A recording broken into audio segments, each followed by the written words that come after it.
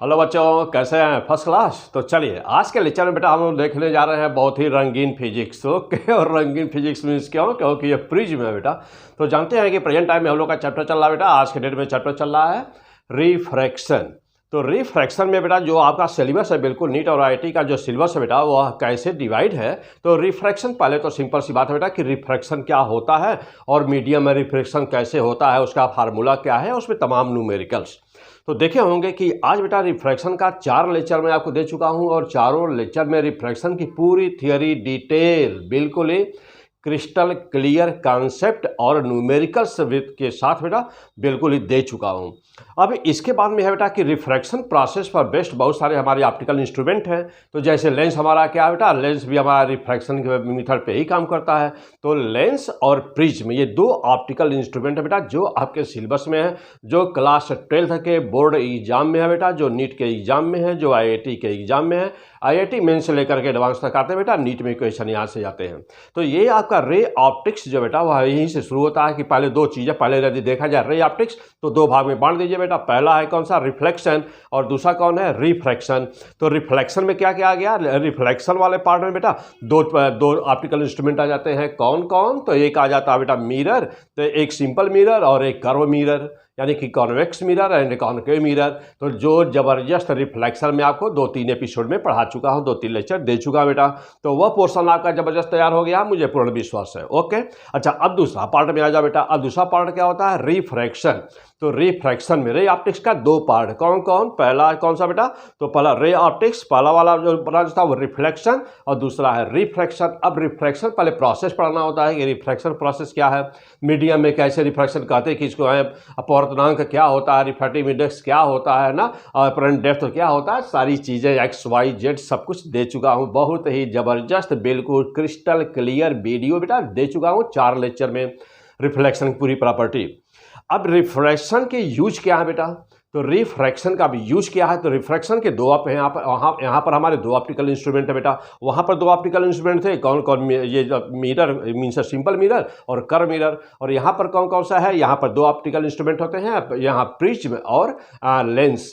अब लेंस में फिर यहाँ पर कौन सा आ गया, ठीक वैसे ही अब यहाँ पर प्रिज्म क्या, प्रिज्म हो गया बेटा, और लेंस हो गया। लेंस में कौन कौन आ गया, तो कॉन्वेक्स लेंस और कॉनकेव लेंस आ गया।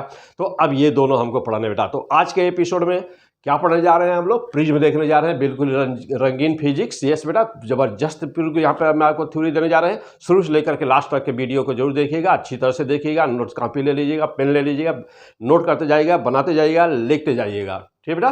तो क्या पढ़ रहे हैं, P100 फिजिक्स। P100 फिजिक्स बिल्कुल बेटा, P100 का मान बेटा कि 100 times more better than any आगे बेटा, than any 100 times more better than any, अब आगे फिल इन द ब्लैंक, यानी any teacher, any institute, any online channel, yes दी बेटा। ओके, तो चलिए बेटा, तो मैं SD Pandey SDP sir, P100 physics ना। तो चलो आ जाओ बेटा, स्टार्ट करते हैं। तो हम लोग का क्या है, यस, तो refraction dispersion through the prism. तो चलिए बेटा आइए देखा जाए। तो सबसे पहली बात बेटा यह है कि अब थोड़ा सा, हाँ बिल्कुल थ्योरेटिकल क्वेश्चन है बेटा। अब यहाँ पर देखेगा, हाँ थोड़ी सी बात और क्या कि अब यहाँ पर प्रिज्म, आज के लेक्चर में हम लोग देखने जा रहे हैं प्रिज्म। तो ये पहला एपिसोड है, पहला लेक्चर है प्रिज्म का, जिसमें हम लोग देखेंगे बिल्कुल कंप्लीट थियोरी कि प्रिज्म क्या होता है, उसका एंगल कैसे बनता है, एंगल ऑफ डेविएशन क्या होता है बेटा ना, डिस्पर्सन क्या होता है, सारी चीज़ें हम लोग देखने जा रहे हैं। शुरू से लेकर लास्ट अच्छी तरह से देखते जाएगा, बहुत ही जबरदस्त क्रिस्टल के लिए थ्योरी दिया बेटा। और प्रिज्म का जो दूसरा भाग होगा बेटा, दूसरे लेक्चर में मैं दूंगा आपको 100% न्यूमेरिकल, जो आज तक नीट में पूछा गया है, जो CPMT मेडिकल पहले पूछा जाता था, वो न्यूमेरिकल सारे बेटा, जो भी किसी एग्जाम में आए हुए न्यूमेरिकल्स हैं, प्लस IIT में जितने न्यूमेरिकल्स आए, प्लस IIT एडवांस में जितने न्यूमेरिकल्स आए हैं। तो पहले पार्ट में हम लोग दे रहे हैं थ्योरी, और प्रिज्म का जो दूसरा पार्ट होगा बेटा, उसमें मैं दूंगा जस्ट, जब तक आप इसको पढ़िएगा तब तक दूसरा आपको लेक्चर मिलेगा बेटा। और उसमें क्या होगा, 100% most important numericals for the yes coming examination of the IIT mains and IIT advanced and the NEET examination and the board examination। Okay बेटा। और इसके बाद वाला जो लेक्चर है बेटा, एपिसोड होगा, उसमें होगा क्या, complete theory of the lens. तो पहले हम देंगे पूरी complete theory of the lens और पूरा लेंस के सारे न्यूमेरिकल्स देंगे बेटा। तो चलिए आइए स्टार्ट करते हैं रिफ्रैक्शन। तो यस, तो पहला पॉइंट बेटा, फर्स्ट ऑफ ऑल पहली हेडिंग क्या है कि आपको जब पूछा जाए कि प्रिज्म क्या है, प्रिज्म किसे कहते हैं, प्रिज्म कितने टाइप का होता है, तो आप कैसे डिफाइन करेंगे। देखो बेटा, तो एनी रिफ्रैक्टिंग मीडियम, ध्यान दीजिएगा आप, एनी रिफ्रैक्टिंग मीडियम, और आप चूंकि रिफ्रैक्शन पढ़ चुके हैं, पीछे जबरदस्त थ्योरी में पढ़ा चुका बेटा, रिफ्रैक्शन आप पढ़ चुके हैं, तो इसलिए कहीं पर भी कोई भी प्रॉब्लम नहीं हुआ है। ठीक बेटा, चलिए, तो any refracting medium bounded by the intersecting plane, yes, कोई भी बेटा कहीं पर भी कोई भी मीडियम हो और वह बाउंड कर दिया जाए, यानी कि इंटरसेक्टिंग दो प्लेन ऐसे हो ना बेटा, ऐसे दो प्लेन जो आपस में दूसरे को इंटरसेक्ट कर रहे हो, तो ऐसे किसी भी जो स्ट्रक्चर बनेगा उसी को हम क्या बोलते हैं बेटा, प्रिज्म बोलते हैं। एक्चुअली प्रिज्म हमारा क्या है, तो यह एक ऑप्टिकल इंस्ट्रूमेंट है जो किस काम में आता है, जो डिस्पर्सन के काम में आता है, जिससे इसका मेन काम क्या बेटा, मेन काम क्या है, इसका मेन यूज है बेटा डिस्पर्सन ना। और इसको कहाँ पर यूज़ किया जाता है, इसको स्पेक्ट्रोस्कोपी में यूज़ किया जाता है, स्पेक्ट्रोस्कोप में यूज़ किया जाता है बेटा। स्पेक्ट्रोस्कोप होता है तो आगे मैं भी डिस्कस कर रहा हूँ बेटा। अब आइए देखिए बेटा, तो यस, तो पहला लाइन हो गया बेटा, फर्स्ट लाइन हो गया कि any refracting medium bounded by the intersecting plane that is known as the prism, उसी को प्रिज्म कहते हैं बेटा। क्लियर? अब इसका शेप कैसा होता है बेटा, तो देखिए कितनी सरफेस दिखाई दे रही हैं, तो टोटल 5 सरफेसेस दिखाई दे रही हैं, यहाँ पर दिखाई दे रही है बेटा, टोटल 5 सरफेसेस दिखाई दे रही हैं। ओके, अब देखो बेटा टोटल 5 सरफेसेस कहाँ कहाँ है, तो एक आपके सामने जो फ्रंट पे पड़ा व्हाइट कलर से जो बनाया गया बेटा, तो ये जस्ट आपके सामने जो पड़ा वो हो गया। एक जस्ट इससे पीछे देख रहा है बेटा, ये जो मीन्स ये ऑरेंज कलर से तो हल्का सा लाइट कलर से बनाया गया बेटा, पीछे वो हो गया। दो सामने, अपने फ्रंट एक बैक, दो सामने हो गए। तीसरा यहाँ हो गया बेटा इस साइड में जो लेटरल है। चौथा ये हो गया जो ये लेटरल है। और पांचवा इसका बेस हो गया बेटा BCDA, जो बेस है बेटा ABCDA हो गया, यानी कि 5 ना। तो 5 रिफ्रैक्टिंग सरफेस होते हैं बेटा, जिसमें से 2 मेन होते हैं, 2 रिफ्रैक्टिंग होते हैं। यह बेटा देखो, ये सरफेस लेटरल जो दोनों होते हैं बेटा, यही रिफ्रैक्टिंग होते हैं। ये तो फ्रंट का होता है बेटा, वो पीछे का होता है। और ये अंदर का मीडियम सॉलिड होता है, ये अंदर का मीडियम बेटा सॉलिड होता है, रिफ्रैक्टिव मीडिया होता है अंदर का। ओके बेटा, ये सॉलिड से बना होता है। अब जैसा बेटा, अब ये सब देखा जाए तो जब आपको देखेंगे किताबों में कहीं पर भी आप देखे होंगे बेटा, तो आपको प्रिज्म ऐसे दिखाई दे रहा होगा। तो आपको केवल बेटा ये सामने का, जब आप सामने से देखेंगे तो सामने का ही केवल आपको दिखाई देगा यह। तो सामने का जो बेटा फ्रंट सरफेस ही केवल आपको दिखाई देता है। और ये जो दोनों लेटरल सरफेस होते हैं बेटा, इनको कहते हैं रिफ्रैक्टिंग सरफेस। क्या बोलते हैं बेटा, फ्रंट व्यू है बेटा यह क्या बोलते हैं, रिफ्रैक्टिंग सरफेस। एक्चुअल पोजीशन इसका ऐसे होता है। यदि पलट के रखा जाए बेटा, इसको ऐसे करके रखा जाए तो यह इस तरह से दिखाई देगा। ओके बेटा, चलिए ओके बेटा, तो यह कि कैसे होता है, क्या होता है। चलो बेटा, अब ये ग्लास का प्रिज्म है, देखो बेटा ये ग्लास प्रिज्म है ना, ग्लास का बना हुआ है। अब जरा देखिएगा बेटा, यहाँ पर जो प्रिज्म है बेटा, ये 7 इसके मेन पॉइंट हैं प्रिज्म के। यदि पूरे प्रिज्म के इस चैप्टर को डिवाइड कर दिया जाए बेटा, तो जो आपकी सिलेबस में जो हेडिंग है वो क्या है, तो वह 7 main points, there are 7 main points. Okay बेटा, तो वह 7 मेन पॉइंट क्या क्या है बेटा, तो नंबर 1 पे चलते हैं। पहले नंबर 1 पे है बेटा कि प्रॉपर्टीज ऑफ द प्रिज्म, यानी कि डेविएशन ना बेटा, यानी कि जो प्रिज्म है बेटा उसकी क्या प्रॉपर्टी होती है, वह कैसे लाइट को डेविएट करता है, अपने पास कैसे मोड़ता है ना, वो कब TIR करने लगता है, कब वो डिस्पर्सन करता है ना बेटा। तो देखिए, तो नंबर 1 पे है क्या, प्रॉपर्टीज ऑफ द प्रिज्म, यानी कि that is the deviation, number first. Number 2 पे आ जाइए, condition of the minimum deviation. देखो बेटा, कंडीशन मिनिमम डेविएशन, बार बार ये बहुत ही इंपॉर्टेंट लाइन है बेटा, आपके एग्जाम में यही आता है। तो condition of the minimum deviation बेटा, क्लियर। अब अगला देखो बेटा, रिफ्रैक्टिव इंडेक्स, यानी कि आप जानते हैं बेटा इसमें न्यूमेरिकल आएगा आपको सॉल्व करने के लिए। रिफ्रैक्टिव इंडेक्स म्यू की वैल्यू पता करना बेटा, क्लियर। और अच्छा देखो बेटा, अब सब बहुत इंपॉर्टेंट क्या होता है फिर इसके बाद में, graph between the del and I. Del क्या बेटा, डेविएशन, आई क्या, एंगल ऑफ इंसिडेंस। ओके, देखो बेटा, अब अगला पॉइंट, डेविएशन विदाउट डिस्पर्सन। किस कंडीशन में ऐसा होगा, किस कंडीशन में ऐसा होगा बेटा कि डेविएशन हो लेकिन डिस्पर्सन ना होने पाए। अगला क्या है बेटा, बहुत ही इंपॉर्टेंट टॉपिक आपका, कि डिस्पर्सन हो डेविएशन ना हो। देख रहे बेटा, यह ध्यान दीजिएगा। अब आप देखिए कि आज के डेट में यदि कहीं पर भी पढ़े रहे हो बेटा, तो क्या आपकी ये टॉपिक तैयार है बेटा। ओके, क्या एक टॉपिक तैयार है। मैं ये पूछ दूं कि डेविएशन विदाउट डिस्पर्सन कब होगा, या मैं पूछ दूं बेटा कि डिस्पर्सन विदाउट डेविएशन कब होगा, तो क्या ये टॉपिक तैयार है। या तैयार बेटा को द बेस्ट, यदि नहीं है तो कोई बात नहीं, आइए चलिए यहाँ तैयार किया जाए। चलो बेटा देखिए, अब यहाँ पे देखो TIR बाई प्रिज्म, यानी कि प्रिज्म से TIR किस कंडीशन में होता है बेटा, कब TIR होता है, यानी कि टोटल इंटरनल रिफ्लेक्शन कब होता है। ओके बेटा, तो यह क्या है। और इसके बाद हम सबसे इंपॉर्टेंट क्या बेटा, इतना थ्योरी पढ़ने के बाद में आता है इंपॉर्टेंट न्यूमेरिकल्स, तब हम पढ़ेंगे बेटा इंपॉर्टेंट न्यूमेरिकल। तो ये हम लोग को पढ़ना है, ये हम लोग को देखना है बेटा। All these are the topics for your competition for your coming examinations. Okay बेटा, अगेन माइंड हियर। हाँ बेटा, एक बार देख लें ठीक से अच्छी तरह से डायग्राम। वीडियो है बेटा, बार बार आप इसको अच्छी तरह से देख रहिएगा, शुरू से लेकर लास्ट तक के देखिएगा। वीडियो में बहुत ही जबरदस्त वीडियो बेटा, बहुत ही मेहनत करके वीडियो बनाया गया है आपके लिए बेटा। ओके बेटा, ओके कम ऑन। चलो बेटा नेक्स्ट पॉइंट पे चलते हैं, नेक्स्ट पेज पे चलते हैं, देखा जाए बेटा नेक्स्ट पेज पे क्या है। आ जाइए नंबर 2 पे चलते हैं बेटा। वो देखो बेटा, यस यहाँ पे क्या है, यहाँ पे कह रहा है कि टाइप ऑफ द प्रिज्म। देखो बेटा यस, देखिए अब प्रिज्म क्या, मैं कह दूं आपसे कि प्रिज्म कितने टाइप का होता है तो आप क्या जवाब देंगे। देखिए यहाँ जवाब यहाँ पर है बेटा। देखिए क्या है बेटा, तो types of the prism, there are 2 types of the prism. यानी कि बेसिकली देखा जाए तो प्रिज्म 2 टाइप के होते हैं बेटा। There are 2 types of the prism. Prism 2 प्रकार के होते हैं बेटा। कौन कौन होते हैं भाई, आइए देखा जाए। नंबर 1 और नंबर 2 ना। नंबर 1 देखो बेटा, नंबर 1 रिफ्लेक्टिंग प्रिज्म होता है। यानी कि एक प्रिज्म तो ऐसा होता है, एंगल, उसकी एंगल की सेटिंग ऐसी की जाती है बेटा कि वह रिफ्लेक्शन शो करता है, यानी कि उसमें रिफ्लेक्शन TIR होता है उसमें। और दूसरा वो होता है बेटा कि जिसमें से डिस्पर्सिव प्रिज्म होता है, यानी कि जहाँ पर डिस्पर्सन होता है। तो 2 ही चीज़ तो मेन है, प्रिज्म 2 ही काम के लिए बनाया जाता है बेटा कि ये तो अच्छा मेन प्रॉपर्टी कहा जाए कौन सी है, तो मेन प्रॉपर्टी डिस्पर्सन है। डिस्पर्सन ही मेन प्रॉपर्टी। डिस्पर्सन होता क्या है बेटा, यस हाँ क्या होता है डिस्पर्सन, चलो बेटा आगे बताते हैं अभी। तो देखो, तो डिस्पर्सन ओके बेटा, तो ये 2 टाइप के प्रिज्म होते हैं। अब नंबर 1 की यदि बात करते हैं बेटा, देखो बेटा नंबर 1 रिफ्लेक्टिंग प्रिज्म क्या होता है। रिफ्लेक्टिंग प्रिज्म ना on the basis of the principle of the basis TIR, यानी कि वह किस सिद्धांत पे काम करता है बेटा, रिफ्लेक्टिंग वाला TIR, टोटल इंटरनल रिफ्लेक्शन के बेस पे काम करता है बेटा। और यह वाला किस सिद्धांत पे काम करता है बेटा, it separated the different colours of the light. जानते हो बेटा कि जब कहीं पर व्हाइट लाइट प्रिज्म में पड़ती है तो प्रिज्म की प्रॉपर्टी होती है कि वह उसको 7 कलर में बांट देता है, यानी उसका स्प्लिटिंग कर देता है। The splitting of the white light by the prism और by the any medium is known as the dispersion.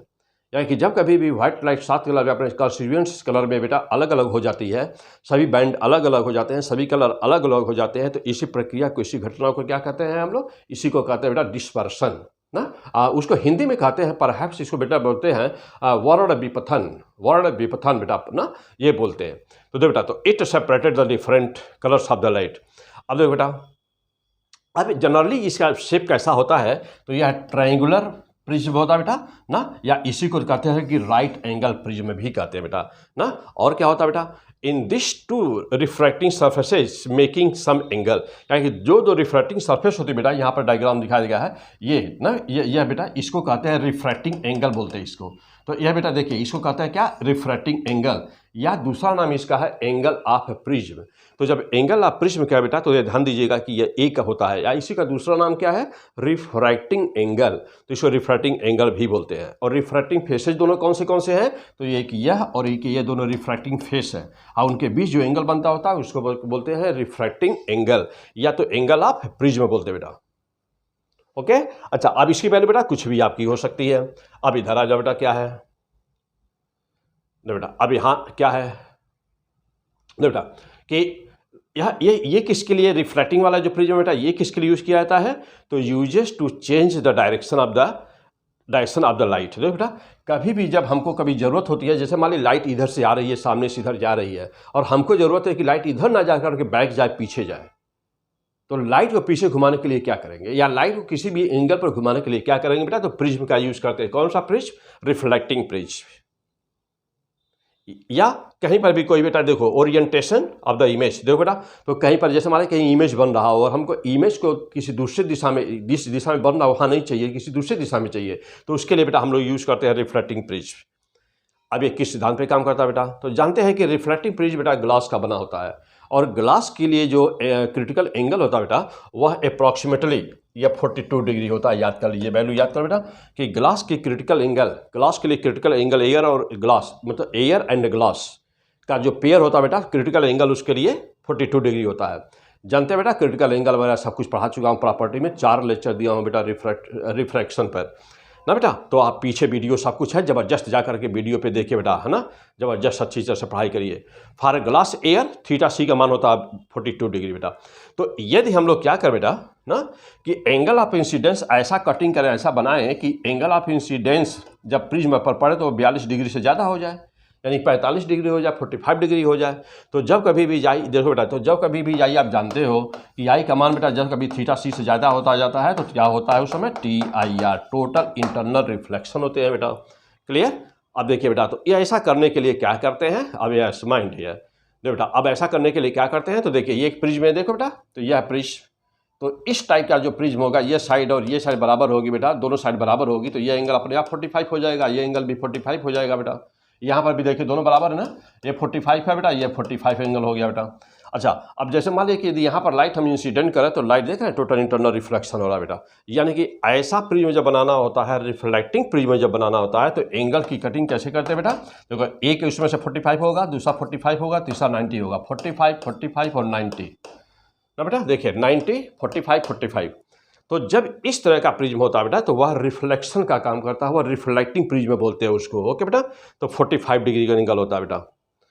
अब देखो बेटा यहाँ पर, अब जैसे अब यहाँ पर कुछ एग्जांपल्स हैं रिफ्लेक्टिंग प्रिज्म के, कुछ एग्जांपल है बेटा कितने टाइप का होता है ना। तो देखो बेटा, तो पोरो प्रिज्म एक का नाम होता है, पोरो प्रिज्म नाम है, ऐसे अलग अलग है बेटा। दूसरे को कहते हैं, दूसरा ए टाइप होता है जिसको डोप प्रिज्म भी कहते हैं। तीसरा होता है जो बेटा जिसको पेंटा प्रिज्म कहते हैं। चौथा होता है बेटा कार्नर क्यूब प्रिज्म कहते हैं। यानी कि यह 4 टाइप के प्रिज्म होते हैं। रिफ्लेक्ट यदि कहा जाए कि रिफ्लेक्टिंग प्रिज्म का भी कुछ टाइप होता है क्या, तो कहेंगे हाँ ये 4 टाइप होते हैं। ये कोई बहुत ज़्यादा जरूरी नहीं बेटा, ये बियॉन्ड द सिलेबस है, कोई ज़रूरत नहीं है इसको जानने की। तो लेकिन ये 4 टाइप होते हैं, एक बार देख लिया बस छोड़ दिया इसको बेटा। आ जाओ, अब देखो बेटा मेन चीज़ पे फोकस करना है हमको, जो एग्जाम में आने वाले हैं बस हमको केवल वहाँ पर फोकस करना बेटा। तो ये फ्रंट सरफेस आपने देख लिया बेटा, it work on the principle of the interaction of the light with the matter. Yes, यदि कहा जाए, मैं कहूँ बेटा कि what is the cause, what is the root cause, what is the root cause बेटा, तो what is the root cause of the dispersion. यदि कहा जाए बेटा कि what is the root cause of the dispersion ना बेटा, तो क्या कहेंगे, उसका क्या आंसर होगा, तो what is the root cause of the dispersion. तो देखो बेटा, तो interaction of the light with the matter is the root cause of the dispersion and this is also the root cause of the refraction. यानी कि जो light होती है बेटा, वो मटेरियल के साथ में जो उसका इंटरएक्शन होता है, that is the root cause behind the any optical property. Okay बेटा, चलिए अब जा देखना बेटा, आगे चलते हैं हम लोग मैटर। जो बेटा ये चूंकि थ्योरी है तो थोड़ा सा फास्ट इसको थ्योरी से फिनिश कर देते बेटा। सब कुछ एक बार आपको बहुत सारी चीज़ें इसमें पता होंगी, मुझे मालूम है बेटा, थ्योरी याद रहती है सबको। प्रॉब्लम कहाँ पर होती है, प्रॉब्लम होती है कि थ्योरी जो फार्मूला आपको याद होता है बेटा, जब वह न्यूमेरिकल बन के सामने आता है तब फिर वहाँ दिमाग नहीं काम करता, क्या करें। तो टेबल आपको क्या मजबूत करना है, अपना न्यूमेरिकल पॉइंट मजबूत करना। न्यूमेरिकल लेकिन कैसे सॉल्व होगा, जब पहले फार्मूला मालूम होगा, जब थ्योरी मालूम होगी। तो सबसे पहले क्या शुरू करना है, सबसे पहले बेसिक से बिल्कुल ही थ्योरी स्टार्ट करिए, एकदम जीरो लेवल से स्टार्ट करिए, एकदम से हाईएस्ट लेवल जितना भी उसमें थ्योरी हो सकती है सब सीख लिया, पढ़ लिया, फार्मूला याद कर लिया। अब उसके बाद में जो भी बुक मिले इंडिया की, किसी भी राइटर की बुक हो, कोई भी किसी भी कोचिंग का मटेरियल हो, कोई भी टेस्ट का पेपर हो बेटा, उसको लेकर के सॉल्व करिए। क्वेश्चन फंसना नहीं चाहिए, यदि फंस रहा है तो कहीं ना कहीं डाउट है, तो यह उसको तो जो फंसे ना पाए, और यह इतना ज़्यादा उसको प्रैक्टिस कर लीजिए बेटा कि क्वेश्चन को देते ही खट खट सॉल्व हो जाए एग्जाम में। क्लियर। और वही लो टॉप बेटा 700 नंबर को टच करना, 650 नंबर से नीट में यदि 650 से ज़्यादा पाना बेटा, ओके 650 से ज़्यादा आपको नंबर लाना है तो ये इतना करना पड़ेगा। 650 से ऊपर जाना बेटा तो हर हाल में आपका नंबर फिजिक्स में 35 क्वेश्चन सही होने चाहिए। तो 35 क्वेश्चन को टच करने के लिए बेटा पूरी फिजिक्स से 35 का मतलब वो 45 हो गया, पूरी फिजिक्स आपकी तैयार होनी चाहिए, तब ऐसा होगा। अब कहीं पर भी लूप पोल थोड़ा सा रहेगा, थोड़ा सा कोई भी चैप्टर आप जैसे मान लिया प्रिज्म है और हम हल्के में पड़ जा रहे, चलो छोड़ो इससे नहीं आएगा, आ गया तो क्या होगा, तो आप रिस्क नहीं ले सकते। ओके बेटा, चलिए इसलिए मैं आपके साथ इतनी मेहनत कर रहा हूँ बेटा। तो interaction of the light with the matter, okay बेटा, तो this is the root cause of the dispersion. Different colours has the different velocity in the same medium. Okay बेटा, जब एक ही प्रिज्म है, मान लें कि एक प्रिज्म है और उस पर व्हाइट लाइट हम डाल रहे हैं और व्हाइट लाइट टूट गई, व्हाइट लाइट स्प्लिटिंग हो गई उसकी 7 कलर में, तो सातों कलर बेटा जो होते हैं ना, तो सातों की वेवलेंथ अलग अलग होती है, सातों की वेवलेंथ अलग अलग होती है बेटा। तो जिसकी वेवलेंथ सबसे ज़्यादा होती है, यानी रेड कलर की वेवलेंथ सबसे ज़्यादा होती है और वायलेट कलर की वेवलेंथ सबसे कम होती है बेटा। तो वेवलेंथ पर रिफ्रैक्टिव इंडेक्स वेवलेंथ पर डिपेंड करता है। काची इक्वेशन में आपको पढ़ा चुका हूँ बेटा ना, तो refractive index directly proportional to 1/λ²। Lambda का मान ज़्यादा होगा तो उसका रिफ्रैक्टिव इंडेक्स कम होगा। अब जानते हो बेटा कि रिफ्रैक्टिव इंडेक्स पर वेलोसिटी डिपेंड करती है। वेलोसिटी बराबर होता है कहीं पर क्या, speed of the light c upon the refractive index. तो लेमडा बदला तो रिफ्रैक्टिव इंडेक्स बदला, रिफ्रैक्टिव इंडेक्स बदला तो वेलोसिटी बदली। तो डिफरेंट, तो मीडिया एक ही है, प्रिज्म एक ही है, लेकिन रेड कलर किसी और वेलोसिटी के अंदर चलेगी, वायलेट किसी और वेलोसिटी से चलेगी, इंडिगो किसी और वेलोसिटी से चलेगी बेटा। तो सभी कलर की सब अलग अलग वेलोसिटी होगी। 7 कलर है तो इसकी 7 वेलोसिटी हो गई अब यहाँ पे। तो सब अलग अलग पाथ फॉलो करेंगे, और अलग पाथ फॉलो करने के लिए बेटा उनकी लंबाई चलेगा, डिस्टेंस उतने समय समान होगा, समय समान होगा। तो समय समान होगा बेटा तो टाइम बराबर है सबके लिए। तो जब टाइम बराबर होगा बेटा तो लेंथ सबकी कम में अधिक हो जाएगी, और इसीलिए वह कोई ज़्यादा कोई कम पाथ को कवर करता है उस मटेरियल के अंदर, और उसी को हम लोग कहते हैं क्या, उसी को कहते हैं बेटा डिस्पर्सन। तो यस, तो different colours has the different velocity in the same medium. और फिर क्या होता है बेटा, देयर डेविएशन आर डिफरेंट। दो बेटा, तो इसलिए हुआ क्या कि उसने सभी ने अलग अलग डिस्टेंस चला, और इसलिए यानी कि सबके में क्या प्रोड्यूस होगा बेटा, एक डेविएशन प्रोड्यूस, यानी कि उनके पाप ने सभी अलग अलग पाथ को फॉलो किया बेटा, तो एक डेविएशन प्रोड्यूस हो गया। तो different, so different colours separated called dispersion. तो अलग अलग कलर क्या हो गए बेटा, सभी कलर क्या हो गए, अलग अलग हो गए। और इसी घटना को, इसी प्रोसेस को क्या बोलते हैं बेटा, इसी घटना, इसी प्रोसेस को बोलते हैं what, this is called the dispersion. Okay बेटा, तो क्या बोलते हैं इसी को हम लोग कहते हैं बेटा डिस्पर्सन। क्लियर? चलो बेटा, तो यस, तो देखिए यहाँ पर तो डिस्पर्सन क्या होता है बेटा, तो क्लियर हो गया आपकी डिस्पर्सन क्या होता है, what is the root cause of the dispersion. Okay बेटा, चलिए अब जैसा फिर से देखा जाए एक बार, तो ऊपर देख लें, फिर कुछ भी समझने की बात होती है बेटा या नोट कर लें। तो थ्योरी है, आसान है, बस एक बार सुनते चले जाइए, अच्छी तरह से नोट करते चले जाइए, मेन बात है बेटा। अब यहाँ पर जैसे मान लीजिए सर्सन रीजन बना करके क्वेश्चन पूछ दिया जाए तो फिर कोई डाउट ना रहे वहाँ पे, आंसर ऐसा ना हो बेटा कि वहाँ पर आंसर देने में कोई प्रॉब्लम आए ना, ये ध्यान दीजिए। हाँ, एक बार देख लें ठीक से, हो गया बेटा। चलिए ऊपर चलते हैं।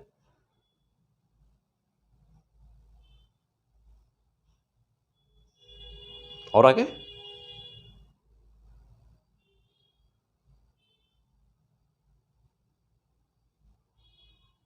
हाँ बेटा, और आगे चलते हैं। यहाँ पे रीजन लिखा गया है, रूट कॉज डिस्पर्सन का क्या है बेटा, ये क्या होता है, वो क्या होता है, यानी कि प्रिज्म में कितने टाइप होते हैं, टाइप्स ऑफ द प्रिज्म। हो गया बेटा। चलिए अब आते हैं हम लोग, चलते हैं बेटा नेक्स्ट पेज। चलो बेटा, अब यहाँ पर है कि डिस्पर्सन थ्रू प्रिज्म। ओके बेटा, वेरी फैंटास्टिक। देखिए मोस्ट इंपॉर्टेंट लाइन सब आ गई यहाँ पे कि dispersion through the prism and deviation, यानी दो चीजें हम लोग देखने जा रहे हैं, डिस्पर्सन एंड डेविएशन अब यहाँ पे देखने जा रहे हैं। चलिए बेटा, डेविएशन थ्रू द प्रिज्म, ये होता ही क्या है, डेविएशन होता ही क्या है। जैसे मान लो बेटा कि हम कहीं स्ट्रेट रास्ते में जा रहे हैं, तो हमको सीधे जाना चाहिए था, तो यदि सीधे डैश डैश लाइन से मिला दिए कि हमको सीधे जाना चाहिए था, लेकिन हम यहाँ से थोड़ा दूर जा करके यदि हम थोड़ा सा बेंड हो गए बेटा, क्लियर, तो हम उधर चले गए, तो अब हम कितना डेविएट हुए अपने पाथ से। तो पहले जहाँ जा रहे थे वो वाला लाइन, अब जहाँ जा रहे हैं वो वाला, दोनों के बीच का जो एंगल बनेगा वही कहलाएगा एंगल ऑफ डेविएशन। अब जा तो बेटा ये है, जैसे मान लो कोई प्रिज्म, यहाँ पे एक व्हाइट लाइट इंसिडेंट की जा रही है बेटा, देखिए ये व्हाइट लाइट इंसिडेंट ना, तो ये व्हाइट लाइट इंसिडेंट की जा रही है, ये बेटा इंसिडेंट बीम है, या व्हाइट लाइट बेटा इंसिडेंट की जा रही है। प्रिज्म की यह टेंडेंसी होती है बेटा कि यह रिफ्रैक्टिंग सरफेस पर जब भी कोई लाइट बीम पड़ती है तो वह उसको बेस के ना बेटा, बेस के पैरेलल करता है। तो इस रिफ्रैक्टिंग सरफेस की प्रॉपर्टी बेटा कि अपने ऊपर पड़ने वाले लाइट को वह बेंड कर करके बेस के पैरेलल कर देता है, और यह जब पैरेलल हो जाए बेटा तो उस समय एंगल ऑफ डेविएशन मिनिमम हो जाता है बेटा। अदरवाइज यदि वह पैरेलल, यदि यह बेस के पैरेलल नहीं है बेटा तो एंगल ऑफ डेविएशन मिनिमम नहीं होगा, ये याद कर लें अभी तुरंत बेटा, तो यह मिनिमम नहीं होगा। तो यह कंडीशन है बेटा, एंगल ऑफ डेविएशन मिनिमम कब होगा, तो यह वह कंडीशन है बेटा। क्या यह जरूरी है कि वह पैरेलल है, नहीं, कभी जरूरी नहीं है बेटा। पैरेलल होगा तो क्या होगा, पैरेलल होगा तो एंगल ऑफ डेविएशन का मान मिनिमम हो जाएगा। यदि वह नहीं पैरेलल है तो क्या होगा, तो डेविएशन होगा तो उसका मान मिनिमम नहीं होगा। ओके बेटा, अब जैसे मान लो सपोज कर बेटा ये नॉर्मल, ये भी नॉर्मल, इस रिफ्रैक्टिंग सरफेस पे नॉर्मल ड्रा कर दीजिए, कर दिया बेटा। अब यहाँ व्हाइट लाइट हम इंसिडेंट कर रहे हैं, नॉर्मल से कितना डिग्री का एंगल बना रहा है, I1। अब देखो बेटा I1, अब जब देखिए अब दूसरे नॉर्मल से देखो बेटा, दूसरे सरफेस देखें तो लाइट जो इमर्जिंग लाइट है, यानी कि जो रिफ्रैक्टेड लाइट है बेटा प्रिज्म होकर जो बाहर निकल रही है नॉर्मल से, वो कितना एंगल बना रही है बेटा, I2। तो एंगल ऑफ इंसिडेंस यहाँ भी लिखा गया और एंगल ऑफ इंसिडेंस यहाँ भी लिखा गया। ये लिखने का रीजन क्या था बेटा? लिखने का रीजन यह था रिवर्सिबिलिटी प्रिंसिपल। यदि हम लाइट को यहाँ इंसिडेंट कर दें बेटा, तो यह इसी पाथ को फॉलो करती हुई बाहर यहाँ से निकलेगी बेटा, इसी पाथ को फॉलो करेगी। तो इसीलिए लिखा जाता बेटा कि यहाँ पर चाहे I1 हो, यदि यहाँ पर I1 है तो उधर से हम लाइट इंसिडेंट करते हैं तो वह भी I1 ही होगा। तो दिखाने के लिए भी बाद में बराबर कर दिया जाएगा I1 और I2। तो यह दिखाने के लिए अलग करने के बेटा I1 एंड I2 लिखा गया। लेकिन मिनिमम डेविएशन के केस में जब यह लाइन पैरेलल होगी तो I1 और I2 दोनों का मान बराबर होगा। अभी बेटा हम प्रूफ किए हुए मैथमेटिकली, बहुत ही गजब का प्रूफ है बेटा, यहाँ पर देखे होंगे, अभी आप देखेंगे आगे बेटा। हो गया? अब जा देखना। चलो बेटा, अब जब पहले वाले रिफ्रैक्टिंग सरफेस पर लाइट इंसिडेंट करी तो इसका रिफ्रैक्शन हुआ एंड जाना चाहिए था इसको सीधे बेटा। देखिए जो ये लाइन खींची गई है ग्रीन लाइन, तो इसको जाना चाहिए था सीधे, लेकिन अब यह जो रिफ्रैक्शन के बाद में जो इस पाथ को फॉलो कर रही है लाइट, तो जब इस पाथ को फॉलो करे बेटा तो देखिए जो यहाँ जाना चाहिए था अब वो जहाँ पर जा रही है बेटा, अब ये जा रही है इसको। क्लियर? तो देखो बेटा नॉर्मल के बीच में, नॉर्मल और जहाँ जा रही है उसके बीच जो एंगल बनता है उसको बोलते हैं angle of refraction.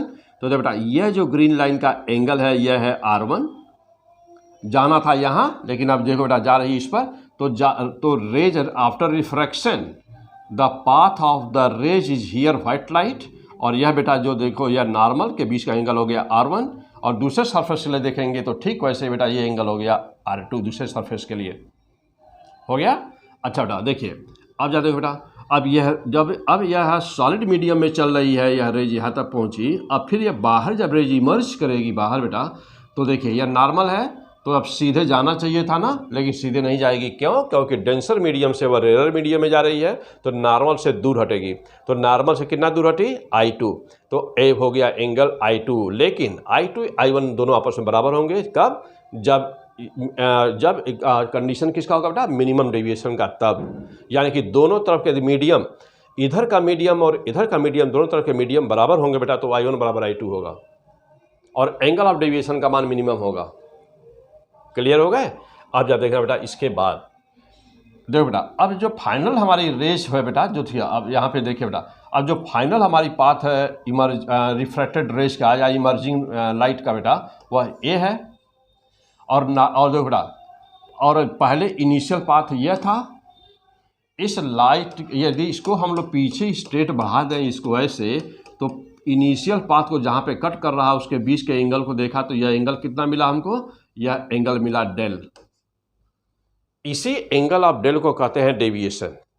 This is called deviation, यानी कि अपने पाथ से विचलन, जिसको कहेंगे आप बेटा एंगल ऑफ डेविएशन मीन्स विचलन, पाथ से जितना हटा है, विचलित हुआ है।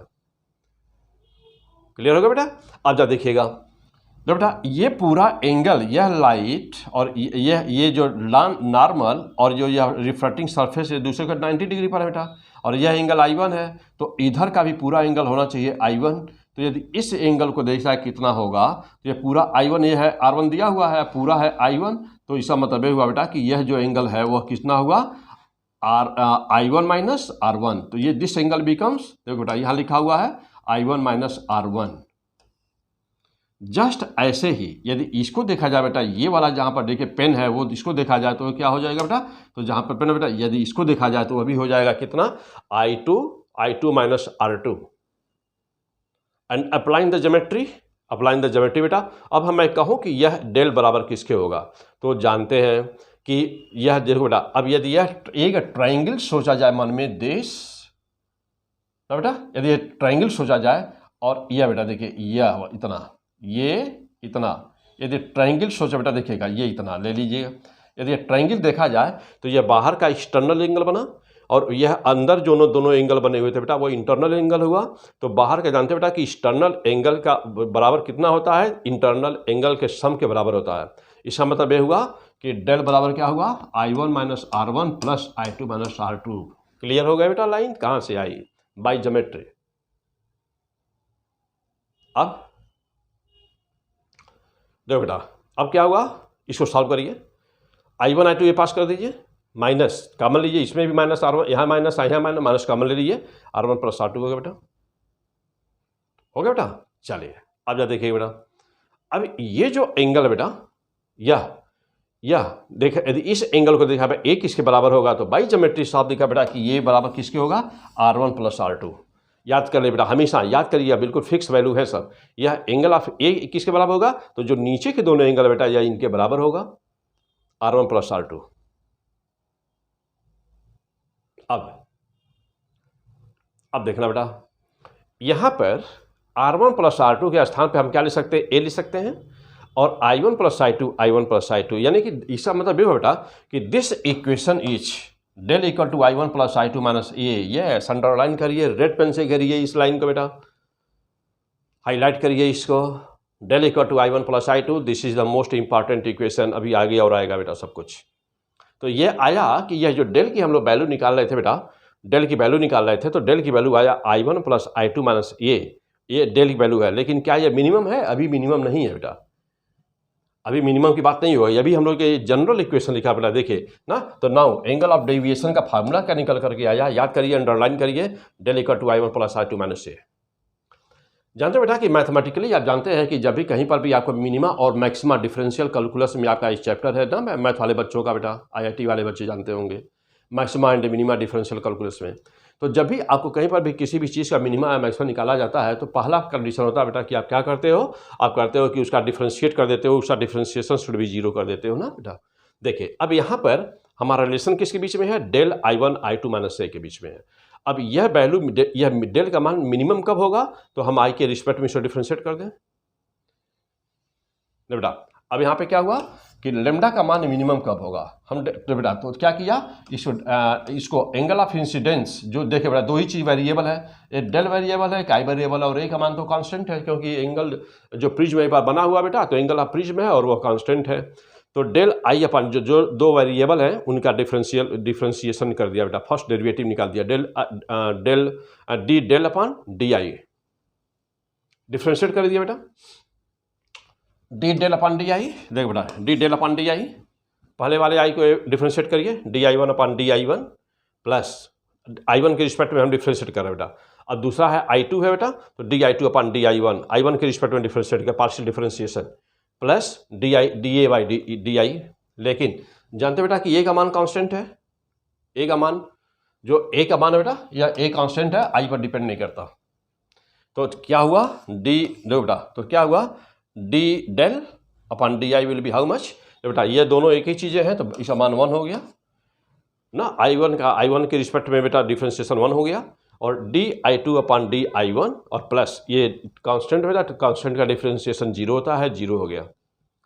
ओके बेटा, अगला पॉइंट क्या मिला, D del upon D I, D del upon D I equal to 0 मिला ना बेटा। तो अब 0 पुट कर दीजिए, यहाँ पर 0 रखिए, तो 1 + DI2 अपन DI1 बेटा, 1 + DI2 अपन DI1 मिला। ओके, अच्छी तरह समझिए बेटा। अब जैसे कह देते हैं हम कि दोनों तरह का मीडियम कांस्टेंट होना चाहिए, I1 = I2 होना चाहिए, बिल्कुल सही है। कैसे, क्या, क्यों, कैसे, तो वही मैं एक्सप्लेन कर रहा हूँ बेटा। देखिए अब क्या हुआ, अब इसे सॉल्व कर दीजिए। तो चूंकि इधर का मान बेटा लेफ्ट हैंड में 0 है, तो ये 1 उधर गया, उधर जा करके क्या बना, -1 बना, DI से मल्टीप्लाई हो गया बेटा।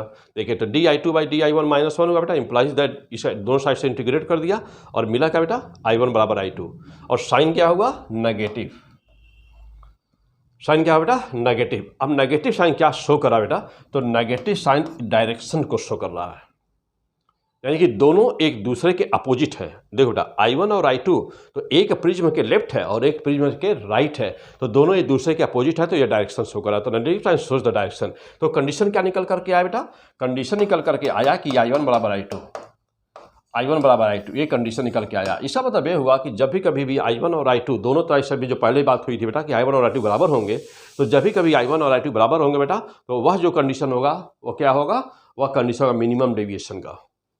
ठीक बेटा, चलिए अब जरा देखिए बेटा, तो condition for the minimum deviation it will be the only when minimum when the medium of both sides will be same. अब देखो बेटा, अब कंडीशन तो मेन निकल करके आया, कंडीशन तो मेन निकल के आया बेटा, हम लोग को क्या मिला, हम लोग को मिला बेटा कि I1 का मान I2 होना चाहिए। तो जब I1 का मान I2 होना चाहिए, तो ऐसा तभी हो सकता है बेटा जब दोनों साइड के मीडियम बराबर हो। अब दोनों साइड में एयर और एयर हो, ये साइड में एयर हो, एक साइड में वाटर हो, तो कभी ऐसा होगा, कभी ऐसा नहीं होगा। क्यों? क्योंकि वेलोसिटी की आई की जो लाइट है बेटा, उसकी वेलोसिटी चेंज हो जाएगी, तो आई का मान चेंज हो जाएगा। क्लियर? तो इसलिए कहा जाता है बेटा कि यह उसका प्रूफ है बेटा, ऐसा क्यों होता है। तो I1 बराबर, यदि कह दिया बेटा, IIT एडवांस के लिए बहुत इंपॉर्टेंट है, तो यदि ये कह दिया जाए कि होता क्यों है ऐसा, क्या कंडीशन होने चाहिए ऐसा होने के लिए, क्या कंडीशन होना चाहिए, तो ये है बेटा कंडीशन।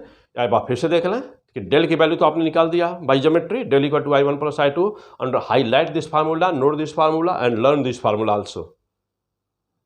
और अब देखा, अब इसको मिनिमम कंडीशन के लिए क्या किया बेटा, डिफ्रेंशिएट कर दिया, डेल अपन DI किया बेटा, इसको 0 कर दिया। सॉल्विंग दिस,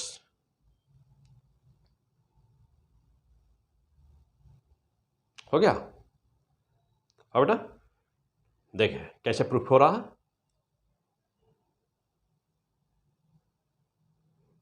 आगे और हाँ बेटा देखिए, कॉपी में नोट करें प्रूफ उसका कैसे हुआ।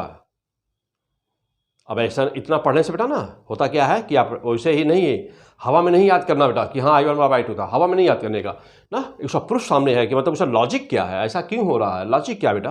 तो मैथमेटिकली उसका प्रूफ मैं आपको दिखा रहा हूँ कि ऐसा क्यों हो रहा है। I1 इक्वल टू I2 बेटा, और medium should be now to keep this I1 equal to I2, medium of the both side should be equal. Clear? चलिए बेटा अब नेक्स्ट पेज पे चलते हैं। तो ये था condition, this was the condition. अब देखो बेटा, अब यहाँ पे मोस्ट इंपॉर्टेंट बातें देखो बेटा, अब क्या कह रहा कि इक्वेशन ऑफ द डेविएशन। अब देखो बेटा, अभी हम लोगों को क्या मिला बेटा, हम लोग पाए हैं अभी del equal to I1 plus I2 minus C पाए हैं हम लोग। अब कंडीशन क्या बेटा, अभी जस्ट देखा हम लोगों ने कि I1 बराबर I2 पाए हैं हम लोग। जब I1 बराबर I2 हुआ तो now you are sure that del will be how much, del will be del m, यानी कि अब हम श्योर होगा बेटा कि जो एंगल ऑफ डेविएशन होगा वो मिनिमम होगा। यस, नोट करते जाएंगे कॉपी में, अच्छी तरह से नोट करते जाएंगे बेटा। और जब ये तैयार होगा तो अगला एपिसोड अभी आने वाला है तुरंत बेटा, इसके बाद में जब तक आप पढ़ेंगे तो हम तुरंत अभी दे रहे हैं आपको, क्या आपको देंगे तुरंत अभी इसे सभी के इसके न्यूमेरिकल्स। तो अभी 25-30 न्यूमेरिकल सेलेक्ट कर दूंगा बेटा आपके लिए, और चैप्टर बिल्कुल यस फर्स्ट क्लास है तैयार। क्या पढ़ रहे हैं? P100 फिजिक्स, मैं SD Pandey SDP sir, come on the point. चलो बेटा अब यहाँ पे देखें तो डेल A2 होगा बेटा। अब चूंकि I1 बराबर I2 को मान लिया जाए तो I1 I2 दोनों I मान लिया जाए तो 2I हो गया। तो बेटा तो अब यहाँ पे क्या मिला, del m is how much 2I minus C। Underline this formula, this is the most important formula for the numericals. अब देखो बेटा यहाँ से अब A का मान हम निकाल सकते हैं कि नहीं निकाल सकते हैं, A को उधर कर दिया जाए, उधर लेके चले जाओ, कर सकते बेटा। तो अब यहाँ से या A को उधर भेज दो तो बेटा तो 2I बराबर क्या हो जाएगा, A प्लस डेल m। तो I का मान कितना होगा बेटा, अपन 2 कर दीजिए। तो यस, तो this is the value of the I का मान यहाँ से आ गया बेटा तुरंत, हो गया। अच्छा, और हम लोग A बराबर पाए थे वहाँ पर क्या, R1 और R2। तो जब I1 बराबर I2 होता है ना बेटा, तो R1 बराबर R2 भी हो जाता है। तो बेटा अब A बराबर 2R हो गया, तो R बराबर क्या हुआ, yes keep in mind always. अब दो चीज़ें बहुत इंपॉर्टेंट बेटा, दिस एंड दिस, ये दो चीज़ें आ गई ना। तो R एंगल कहाँ पर है देख रहे हैं आप, एंगल ऑफ रिफ्रैक्शन है फर्स्ट सरफेस का, और जब चूंकि मिनिमम डेविएशन का कंडीशन है बेटा तो दूसरे सरफेस का भी R ही होगा। तो R इक्वल टू मिला A/2। अब ओके चलो बेटा, अब जा देखिए न्यूमेरिकल आएगा इस पर क्या, अब स्नेल का लॉ लगा दिया जाए बेटा, लॉ ऑफ रिफ्रैक्शन, स्नेल का लॉ लगा दिया जाए। क्या कहता है Snell, mu equal to sine I by sine R। I की वैल्यू मिला हुआ बेटा, देखिए I की वैल्यू यहाँ मिला हुआ I equal to del m plus A/2 मिला हुआ है, और R बराबर मिला है A/2। Now put the value of I and R।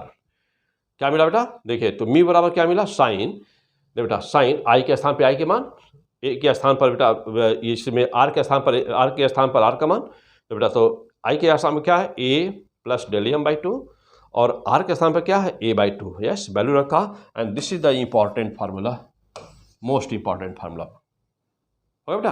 अब जा देखिएगा, ये तो रिफ्रैक्टिव इंडेक्स आ गया, तो अब ये क्या आ गया बेटा, तो अब ये मिला हम लोग को रिफ्रैक्टिव इंडेक्स। तो this is the refractive index, yes this is the refractive index of the prism. तो अब जब भी न्यूमेरिकल पूछेगा बेटा यहाँ पर कुछ देगा, कुछ देगा, इसमें कोई वैल्यू दिया रहेगा, कुछ नहीं दिया रहेगा, कुछ पूछेगा। इस फार्मूले का अच्छी तरह से याद कर लीजिए, क्योंकि बिना इस फार्मूले बेटा प्रिज्म का कोई न्यूमेरिकल सॉल्व नहीं होगा ना बेटा।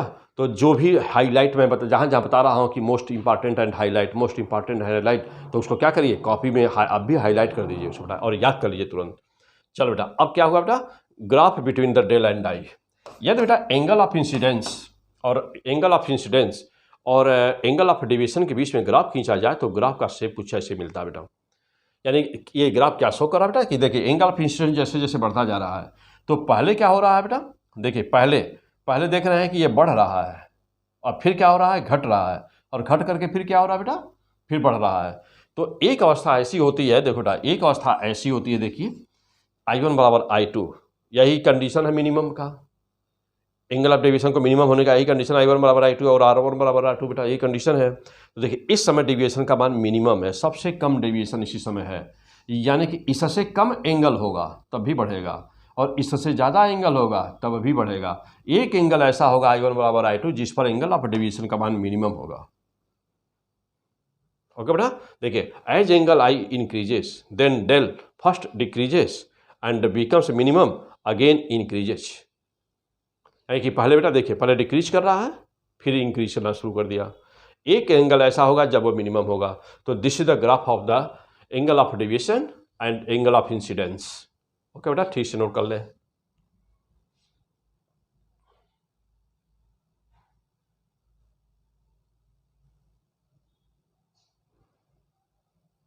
ओके बेटा, चलिए ये प्रिज्म का रिफ्रैक्टिव इंडेक्स का मेन फार्मूला, आई का मान, ये आई और डेल निकला कहाँ से बेटा, देखिए मेन इक्वेशन पे आ जाइए ऊपर, equation of the deviation del बराबर अभी भी पाए हम लोग I1 प्लस I2 माइनस ये पाए हैं बेटा, और I1 बराबर I2 है, दोनों बराबर हैं, दोनों को I मान लिया जाए, I मान लिया जाए तो 2I बन जाएगा माइनस ए की वैल्यू बेटा या I का मान निकालना था हमको, ए को इधर भेज दिया और I का मान निकाल दिया, I बराबर इतना मिला ना, ए बराबर 2R होता बेटा, तो R बराबर कितना होगा, A/2, R बराबर A/2 हो गया। ओके बेटा, स्नेल का लगा है म्यू बराबर sine I by sine R होता बेटा, I का मान रख दिया, R का मान रख दिया, रिफ्रैक्टिव इंडेक्स का फार्मूला मिल गया और डेल और I के बीच ग्राफ प्लॉट किया बेटा, तो ये वैल्यू आती है बेटा, ये प्रैक्टिकल है या कोई इंटरमीडिएट में बेटा क्लास आपकी स्कूल में या इसका वो किए होंगे आप प्रूफ किए होंगे इसको। ओके बेटा, चलिए अगला पेज नेक्स्ट। चलो बेटा, अब है डिस्पर्सन। अब है पॉइंट कि डिस्पर्सन होता क्या है। तो जैसा कि आप अभी पीछे देख चुके हो, बता चुका हूं आपको कि spreading of the white light, बेटा spreading of the white light in its constituent colours, यानी कि व्हाइट लाइट हम जानते हैं बेटा कि क्लास 6 से पढ़ते आ पा रहे हैं कि व्हाइट लाइट जो होती है वह 7 रंग से मिलकर बनी होती है। तो वह जो व्हाइट लाइट होती है 7 कलर में टूट जाने का जो प्रक्रिया होती है, प्रोसेस होती है, उसी को डिस्पर्सन कहते हैं बेटा। अब ऐसा क्यों होता है, तो due to interaction of the light with the matter, light का मैटर के साथ इंटरेक्शन इसका मेन कारण होता है बेटा। यस, अब जैसे बेटा अभी आप पीछे पढ़े होंगे, क्या बेटा अभी आप पीछे लेक्चर में पढ़े हैं बेटा कि काची इक्वेशन, यानी कि जो वेवलेंथ है और जो रिफ्रैक्टिव इंडेक्स है, तो रिफ्रैक्टिव इंडेक्स वेवलेंथ के साथ कैसे बदलती है। तो this is the equation, this is standard equation of the Cauchy equation. तो म्यू का to A plus B upon lambda square plus C upon lambda square ना बेटा, ओ ये लेमडा पावर 4 है बेटा, तो A plus B upon lambda square plus C upon lambda to the power 4। Okay बेटा, तो चूंकि लेमडा का मान बहुत ही कम होता है, उसका 4 पावर इसको बेटा निगलेक्ट करते हैं, तो यहाँ तक लेते हैं, क्योंकि ये तो कांस्टेंट है, या ए तो कांस्टेंट है बेटा, बी भी कांस्टेंट है, सी भी कांस्टेंट है, तो म्यू बराबर क्या हुआ, तो कह सकते हैं हम कि mu proportional two upon lambda square. Okay, तो दिस इज द वेरिएशन, यानी लेमडा का मान होगा ज़्यादा तो म्यू का मान होगा कम। ध्यान दीजिएगा, लेमडा का मान होगा ज़्यादा तो म्यू का मान होगा कम। म्यू क्या है, रिफ्रैक्टिव इंडेक्स। लेमडा किसका सबसे ज़्यादा, तो रेड कलर का लेमडा सबसे ज़्यादा, तो इसका मतलब ये हुआ बेटा कि रेड कलर का लेमडा सबसे ज़्यादा तो रिफ्रैक्टिव इंडेक्स रेड कलर की सबसे कम। क्लियर, चलिए बेटा अब आ जाइए आगे। For small angle of the prism, जब ए का मान बहुत ही छोटा होता है बेटा ना, यानी कि जब प्रिज्म ए का मान जो बेटा ये जब यह ए की वैल्यू ना बहुत ही छोटी होती है, for small angle of the prism. ध्यान दीजिए, बहुत ही इंपॉर्टेंट पॉइंट है यह। बच्चे बेटा यहाँ पर गलती करते हैं, उनको समझ में क्लियर होता है कि कहीं पर आई रहेगा फार्मूले में कि आई नहीं रहेगा, वहाँ कन्फ्यूज होते हैं और उसका क्लियर कट कहीं पे लिखा नहीं है आपकी किताबों वगैरह में बेटा। देखिए यहाँ पर, इसलिए मैं इस जहाँ पर बच्चे ज़्यादा गलती करते हैं, जहाँ गलती होने की ज़्यादा चांसेस है बेटा, मैं उसको ज़्यादा हाईलाइट किया हूँ, फोकस किया हूँ।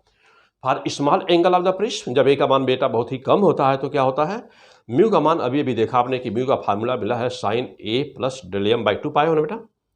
तो जब ये एंगल आपका बहुत ही छोटा होगा, बहुत ही कम होगा बेटा, देखिए ध्यान दीजिएगा, तो ए का मान तो खुद ही छोटा है, आप कह रहे हैं कि ए का मान बहुत ही छोटा हो, और डेलियम एंगल ऑफ डेविएशन तो मिनिमम बहुत ही कम छोटा ये खुद ही है, तो यह भी छोटा, यह भी छोटा, और डिवाइड किया, इसको आधा किया तो और छोटा। जस्ट ऐसे बेटा आप कह रहे हैं कि ए का मान बहुत ही छोटा हो, तो ए का मान बहुत छोटा कर दीजिए, तो जब बहुत ही छोटा हो गया तो बहुत छोटा बटा 2 बराबर और छोटा हो गया बेटा। तो ये भी और छोटा, ये भी और छोटा, यानी कि देखो बेटा ये भी छोटा, ये भी छोटा, यानी क्या हुआ कि अप्रॉक्स क्या लिख सकते हैं, जानते बेटा कि जब थीटा का मान बहुत ही छोटा होता है तो आप क्या लिखते हो कि sine theta equal to approximately theta लिख देते हो। यानी कि यहाँ भी साइन और यहाँ भी साइन, दोनों साइन को हमने हटा दिया। और क्यों हटाया, इसलिए नहीं हटाया कि ये साइन से कैंसिल हुआ है, इसलिए हटा बेटा कि वो एंगल छोटा है। तो देखो बेटा अब म्यू बराबर क्या हुआ, देखो बेटा अब साइन यदि नहीं रहता तो कैसे लिखते इसको, ए प्लस डेल एम बाई ए लिखते, ए प्लस, देखो बेटा यदि साइन यहाँ पे नहीं रहता बेटा तो ए प्लस, देखो बेटा डेल ए बाई 2 लिखते। अब जरा ध्यान दीजिएगा बेटा, देखिए अब यहाँ पर, अब देखो बेटा यहाँ पे अब साइन यहाँ नहीं है, यहाँ भी साइन नहीं है, यहाँ पे लिखा A plus del M by 2 A by 2, अब 2 से 2 कैंसिल हो गया। तो जब 2 से 2 कैंसिल हो बेटा, पहले नहीं कर सकता था ना, साइन रहता तो नहीं करता, अब साइन नहीं है तो ये कट जाएगा 2 से 2। अब क्या मिला आपको, मिला म्यू की वैल्यू क्या मिली, तो म्यू बराबर क्या पाएगा बेटा, यहाँ से देखिए A plus del M by A plus del M by A पाए आप। और ये क्या शो करता है बेटा, क्रॉस मल्टीप्लाई कर दीजिए, इसका क्रॉस मल्टीप्लाई करिए और उसमें माइनस ए को उधर ले जाइए, तो क्या मिला आपको, डेलियम का मान मिल गया। और ये डेलियम, यही तो निकालना था कि मिनिमम डेविएशन क्या है, यही तो पता करना था, तो डेलियम की वैल्यू आ गई। अब देखिए डेलियम बराबर क्या होगा बेटा, ए कॉमन ले लीजिए तो म्यू माइनस 1 इंटू ए। बहुत ही इंपॉर्टेंट लाइन बेटा, बहुत ही इंपॉर्टेंट लाइन, अंडरलाइन करिए, रेड पेन से घेरिए कॉपी में अपने। Del M equal to mu minus 1 into A. ध्यान दीजिएगा कि इसमें आई नहीं है, जबकि जो पहले डेल का फार्मूला आया था बेटा उसमें आई था, वहाँ 2i माइनस ए था, और यहाँ पर आया है म्यू माइनस 1 इंटू ए आया है। ओके बेटा, तो ध्यान देना है यहाँ पर, ओके स्टार लगा हुआ है, हो गया बेटा। फॉर थिन प्रिज्म, यानी कि ऐसे प्रिज्म जिनके लिए ए का मान बहुत ही छोटा है, फॉर थिन प्रिज्म ए का मान बहुत ही वेरी स्मॉल। अब देखो बेटा, अब ध्यान दीजिएगा, अब देखिए मैं कंपेयर कर दिया हूँ, जबकि पहले आप फार्मूला पाए हुए हैं तो डेल की वैल्यू बताता है, तो जनरली हम डेल यहाँ पर यम लिख देते हैं, लेकिन यदि बेटा यदि हम यहाँ एम न लिखें तभी अच्छा रहेगा ना, क्योंकि वो मिनिमम तो है नहीं अभी। तो लेकिन ये भी हाँ, ये बात और बेटा कि यह भी हम लोग I1 बराबर I2 माने हैं ना, तो मिनिमम के कंडीशन को ही वो भी शो करता है, तो मिनिमम के कंडीशन, इसलिए यहाँ यम लिख भी सकते हैं, नहीं यदि यम लिख दिए तो और बेटर रहेगा, कोई दिक्कत नहीं, यम रहने दीजिए। तो देखो बेटा इक्वल टू क्या हुआ, 2i माइनस ए। अब ये क्या है, यह है जनरल इक्वेशन ऑफ द ना, general equation for any value of the ए। तो बेटा अब यहाँ पर ध्यान दीजिएगा, अब यह नहीं कहा है कि ये का मान छोटा रहे, तब ए का मान चाहे छोटा रहे चाहे बड़ा रहे, जो मिनिमम डेविएशन होगा बेटा डेलियम बराबर 2i माइनस ए होगा। लेकिन यदि कह दिया कि ये का मान बहुत ही छोटा है, ध्यान दीजिएगा थिन बोलेगा आपको, अब होता क्या है कि वहाँ पर यहीं पर चूक करते हैं आप, यहीं पर चूक जाते हैं। चूक क्या जाते हैं, कहेगा कि एंगल को एक थिन प्रिज्म है, ध्यान दीजिए कैसे क्वेश्चन पूछेगा, कहेगा कि एक थिन प्रिज्म है, एक थिन प्रिज्म है, पतला प्रिज्म है ना, तो एक थिन प्रिज्म है, एंगल ऑफ इंसिडेंस को 2 गुना कर दिया है, तो बताओ डेविएशन कितना होगा, बस गए काम से ठीक। अब देखो बेटा, अब उन्होंने क्या किया, अब गलती देखिए, यहाँ पर भी डेलियम है और यहाँ भी डेलियम है, देख रहे हो ना कितना बेटा, कितना बहुत छोटा, कितना माइन्यूट पॉइंट है, और गलती की चांसेस कितनी ज़्यादा है। अब ध्यान देना बेटा, हमने क्या बोला कि यदि एंगल ऑफ इंसिडेंस को ट्वाइस कर दिया जाए, एंगल ऑफ इंसिडेंस को ट्वाइस कर दिया जाए, तो बताओ कि एंगल ऑफ मिनिमम डेविएशन पर क्या प्रभाव पड़ेगा, किसके लिए, तो अब ये फॉर ए थिन प्रिज्म। अब देखो, अब एंगल ऑफ ट्वाइस को किया बेटा 2 गुना किया, तो 2 इंटू 2 किया भैया, ये 4i हो गया, 4i ये तो कांस्टेंट है, इसका मतलब हम कर सकते हैं अप्रॉक्सीमेटली कितना, तो कह दें कि लगभग 4 गुना हो गया, कहेंगे ना बेटा, यदि ये तो कांस्टेंट है इसको छोड़ दो तो कहेंगे कि 2 गुना हो गया, ना, 2 गुना हो गया बेटा, कहेंगे ना। तो यानी कहेंगे कि इंक्रीज कर गया, डिक्रीज कर गया, तो कहेंगे इंक्रीज कर गया। दिख रहा है साफ। जबकि देखो बेटा यहाँ पर क्या है, del M equal to mu minus 1 into A, किसके लिए, ये है थिन फिल्म, ये थिन प्रिज्म के लिए बेटा, ध्यान दीजिए, थिन प्रिज्म के लिए। इसका मतलब ये हुआ बेटा कि चूंकि आपको क्वेश्चन में थिन प्रिज्म बोला था, प्रिज्म नहीं बोला है, थिन प्रिज्म बोला है, और थिन प्रिज्म में जो एंगल ऑफ मिनिमम डेविएशन होता है वो आई पे डिपेंड ही नहीं करता। इसका मतलब क्या हुआ बेटा, कि इसका मतलब ये हुआ कि यदि बेटा यहाँ पर थिन बेटा कि फार किसके लिए, फार थिन प्रिज्म ना, फार थिन प्रिज्म क्या बेटा, angle of deviation del M does not ना बेटा, does not depend on I. वह एंगल ऑफ डेविएशन पे डिपेंड, एंगल ऑफ इंसिडेंस पर वो डिपेंड ही नहीं करता। अब पता चला कि यहाँ पर नहीं बेटा, पता चला क्या, पता चला कि यहाँ पर बेटा देखो, इस फार्मूले को लेकर के डेलियम बराबर 2 इंटू यहाँ पर दिया कि आई का मान 2 गुना कर करके निकाल करके मार दिया, टिक मार दिया, और कहा कि क्वेश्चन बहुत आसान आया था। जब बाहर निकले 2-4 दिन मिलाए, जब बाद में आंसर कहीं से रिलीज हुआ तो आंसर मिलाए, एंट्री वालों ने जब आंसर जारी किया आंसर मिलाए तो कहा यार इससे कैसे गलत हो गया।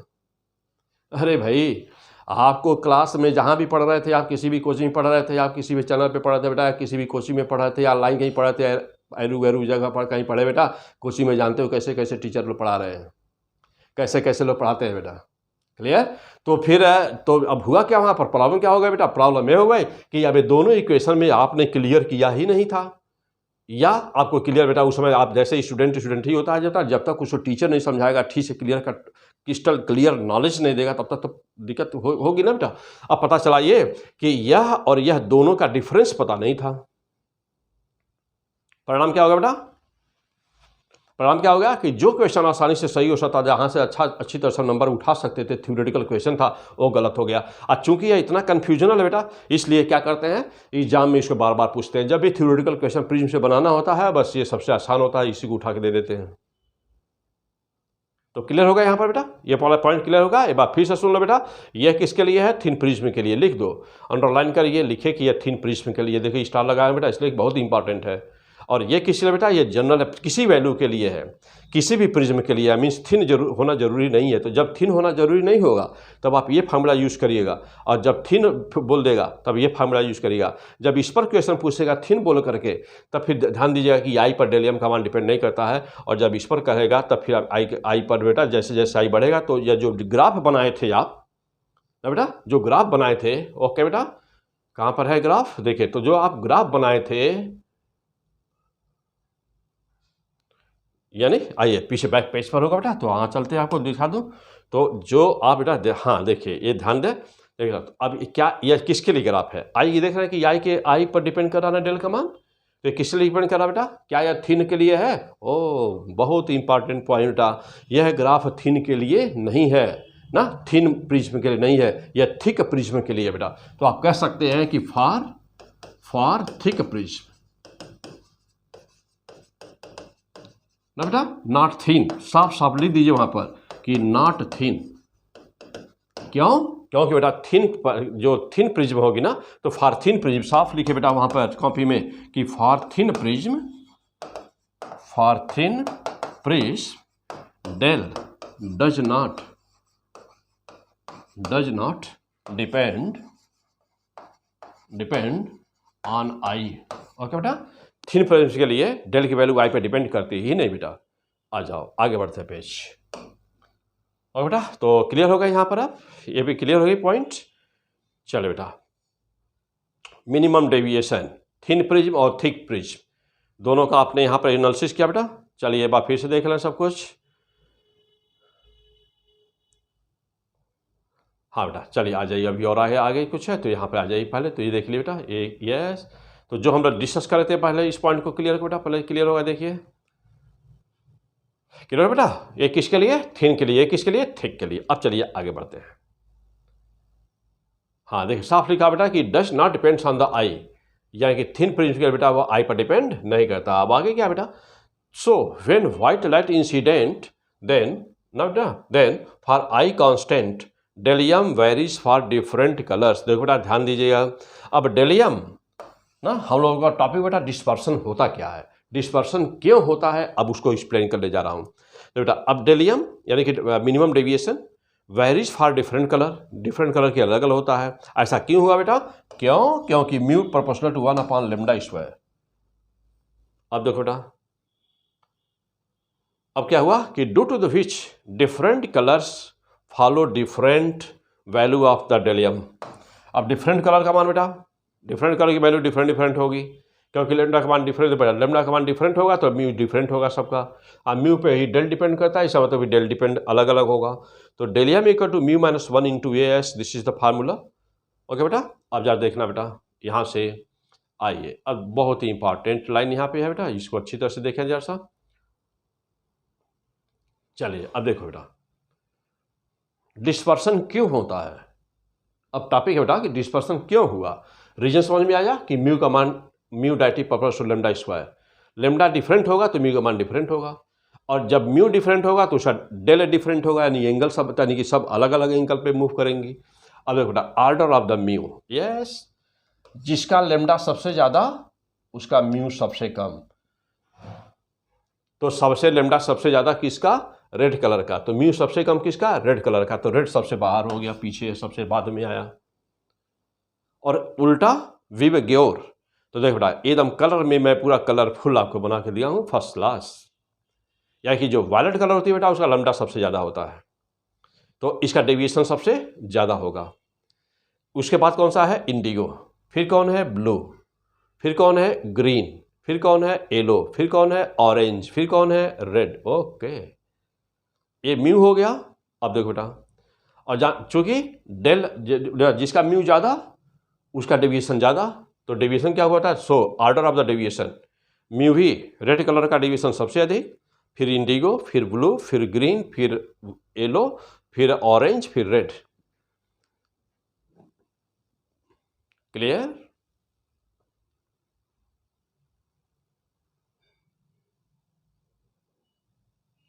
हो गया। अब बेटा आप जा देखिएगा।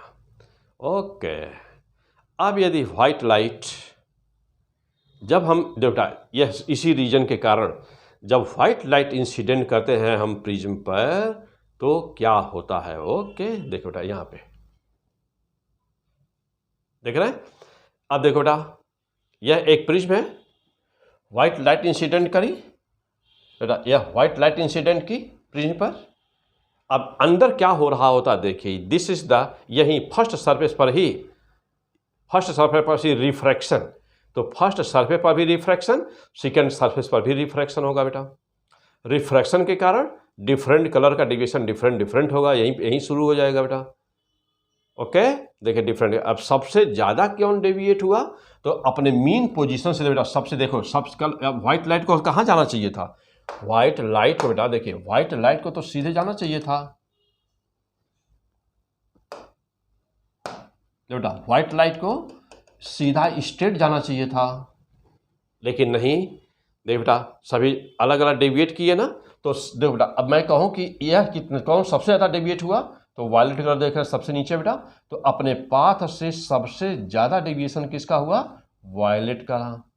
इसके बाद कौन सा है देख रहे हैं, फिर इंडिगो है, फिर कौन है बेटा, फिर देख रहे हैं ब्लू है ना, फिर किसका एंगल है बेटा, देखिए फिर ग्रीन है, ठीक, फिर कौन है बेटा, फिर देखिए ऐसे ही सभी कलर। सबसे कम किसका है, तो सबसे कम देख रहे हैं आपकी रेड कलर का बेटा, डेल रेड। और ओके बेटा क्लियर हो गए। अब जा देखना बेटा, ओके क्लियर होगा बेटा। चलिए अब जा देखिएगा, और यहाँ पर और ऐसा क्यों हुआ, तो लेमडा रेड सबसे ज़्यादा था, फिर ऑरेंज था, फिर येलो, फिर लेमडा ग्रीन, फिर ब्लू, फिर इंडिगो, फिर वायलेट। ओके बेटा, क्योंकि लेमडा का रेड का सबसे ज़्यादा होता है। अब चलो बेटा, the order of these spectrum, देखो बेटा अब इसी को कहते हैं ना, देखिए जब हम कहीं पर बेटा ध्यान दीजिएगा कि जब कहीं पर डिफरेंट कलर को ऑर्डर में उनके लिखा जाता है बेटा, जब डिफरेंट कलर ऑर्डर में रखे जाते हैं, तो उसी कलर का जो बैंड बनता है, उसी कलर के बैंड को बेटा ना, जो कलरफुल बैंड होता है, इसी को स्पेक्ट्रम कहते हैं। यानी कि हम अब ये कंबाइंड वे में हम क्या बोलें इसको, स्पेक्ट्रम। ओके, चलो बेटा अब आ जाइए और आगे बढ़ते हैं। हाँ बेटा देखिए, तो यहाँ पे क्या है कि सो स्पेक्ट्रम ऑफ द कलर्स और अरेंजमेंट ना of the wavelength in the order is called the spectrum. यानी कि जब हम डिफरेंट कलर को एक ऑर्डर में रखते हैं, कम या अधिक, यानी घटते हुए क्रम या बढ़ते हुए क्रम में, तो that is known as the spectrum. तो what is the spectrum? The order of these spectrum is called ना the order of these wavelength, the order of, ये क्या बेटा, द ऑर्डर ऑफ दीज, बेटा ऑर्डर ऑफ दीज वेवलेंथ, बेटा wavelength. और इसीलिए कहते हैं बेटा, ये दूसरा डिफिनीशन देते हैं कि मैट्रिक्स, बेटा ये दूसरा डिफिनीशन दिया जाता है बेटा, ये दूसरा डिफिनीशन देते हैं इसके लिए, स्पेक्ट्रम क्या होता है, तो इसको लिए ये दूसरा डिफिनीशन देते हैं, कहते हैं कि मैट्रिक्स ऑफ कलर, बेटा matrix of colours is called क्या, स्पेक्ट्रम। जो यदि कलर की मैट्रिक्स होती है बेटा, उसी को स्पेक्ट्रम कहते हैं। तो दिस इज द स्पेक्ट्रम। और बेटा, और वह इंस्ट्रूमेंट जो दो बहुत ही माइन्यूट, बहुत ही क्लोज कलर को अलग कर दे, उसे स्पेक्ट्रोस्कोपी कहते हैं, या उसे कहते हैं बेटा स्पेक्ट्रोस्कोप कहते हैं उसको। तो स्पेक्ट्रोस्कोप का क्या काम होता है बेटा, कि दो बहुत ही माइन्यूट कलर को क्या करें, अलग अलग कर दे। क्लियर होगा बेटा? चलिए, तो ये क्या है, तो यही प्रोसेस, यानी देखिए बेटा, कलर का अलग हो जाना, तो इस कलर का अलग हो जाना या जो व्हाइट लाइट को 7 पार्ट में टूट जाना कंसोलिडेटेड कलर में, this process is called dispersion. और ये डिस्पर्सन होने के पीछे बेटा, यहाँ तक पहुँचने के लिए क्या क्या देखना पड़ा, तो यहाँ पर पहुँचने के पहले बेटा देखिए, डेल वी का मान डेल आई देख रहे बेटा, कि यानी कि क्यों सबका डेल अलग अलग हुआ। इसके पीछे क्या रीजन था बेटा, इसके पीछे डिफरेंट रिफ्रैक्टिव इंडेक्स, इसके पीछे रीजन था। ऐसा क्यों हुआ, उसके पीछे रीजन था कि लेमडा पर म्यू का डिपेंडेंसी, लेमडा जैसे चेंज होगा, म्यू का मान भी चेंज होगा। अब इसके पीछे यह बेटा इसमें रिलेशन क्या था, तो बेटा तो म्यू और डेल के बीच यह रिलेशन था, तो जिसका म्यू ज़्यादा उसका लेमडा, उसका डेल ज़्यादा। क्लियर बेटा? आइए, तो क्या देख रहे थे हम लोग, तो ये था टॉपिक बेटा हम लोगों का, ये टॉपिक था डिस्पर्सन। ओके, चलिए बेटा शुरू से आइए, एक बार फिर से दिखा दूं।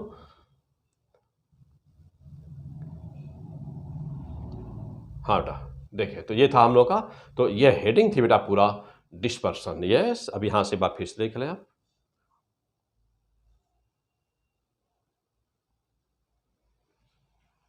होगा बेटा, डिस्पर्सन शुरुआत कहां से होती, डिस्पर्सन की पहली लाइन कॉची इक्वेशन, फिर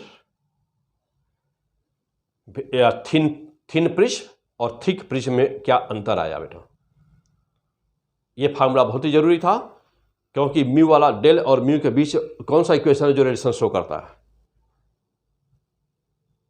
है बेटा। देखिए तो कैसे प्रूफ किए हम लोग यहां पर, हाँ एक बार फिर से देख लें प्रूफ। हो बेटा, आइए अब यहाँ पे सारी बातें डिस्कस कर चुका हूँ। हाँ एक बार ना नोट किए हो तो नोट करने के लिए मैं एक बार फिर से दिखा रहा हूँ बेटा, वीडियो को रोक करके हम नोट करेंगे। चलिए और आगे,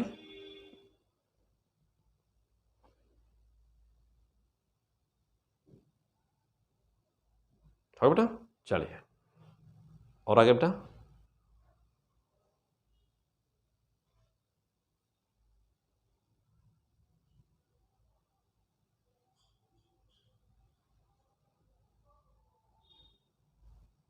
चलिए और आगे आ जाइए बेटा।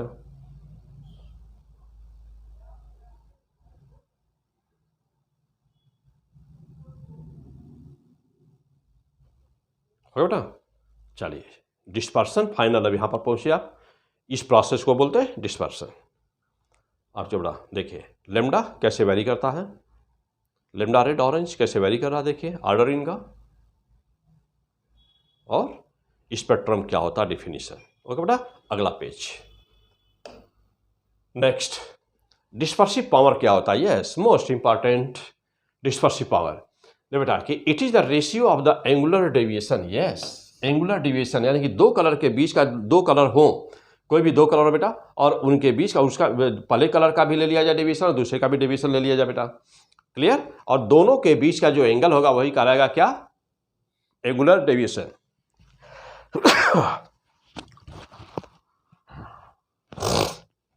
हो बेटा, चलिए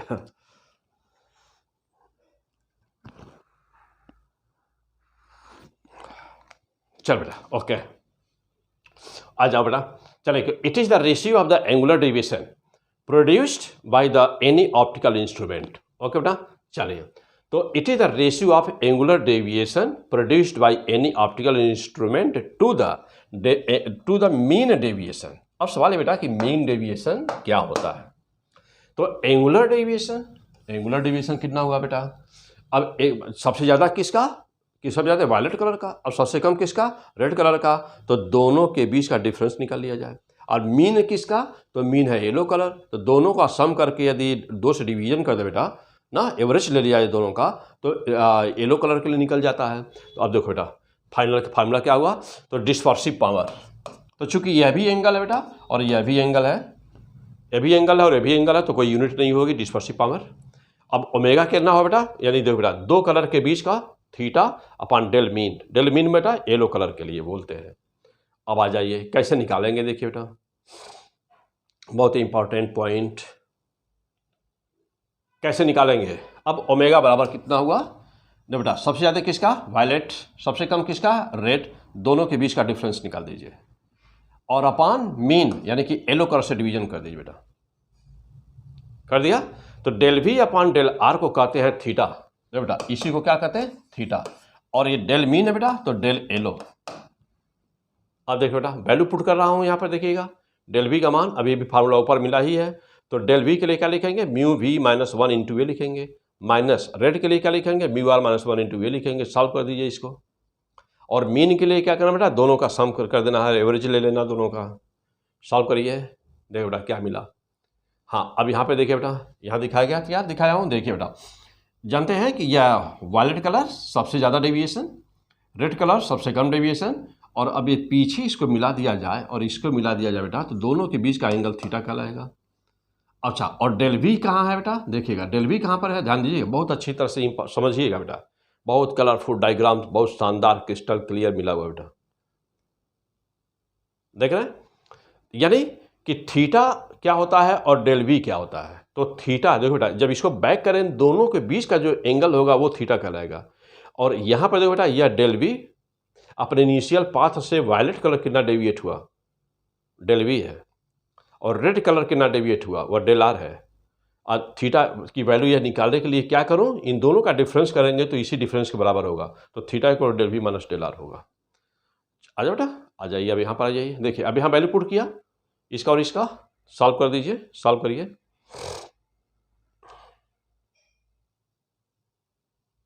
हो बेटा, देखिए अब ए से क्या हो गया? कैंसिल।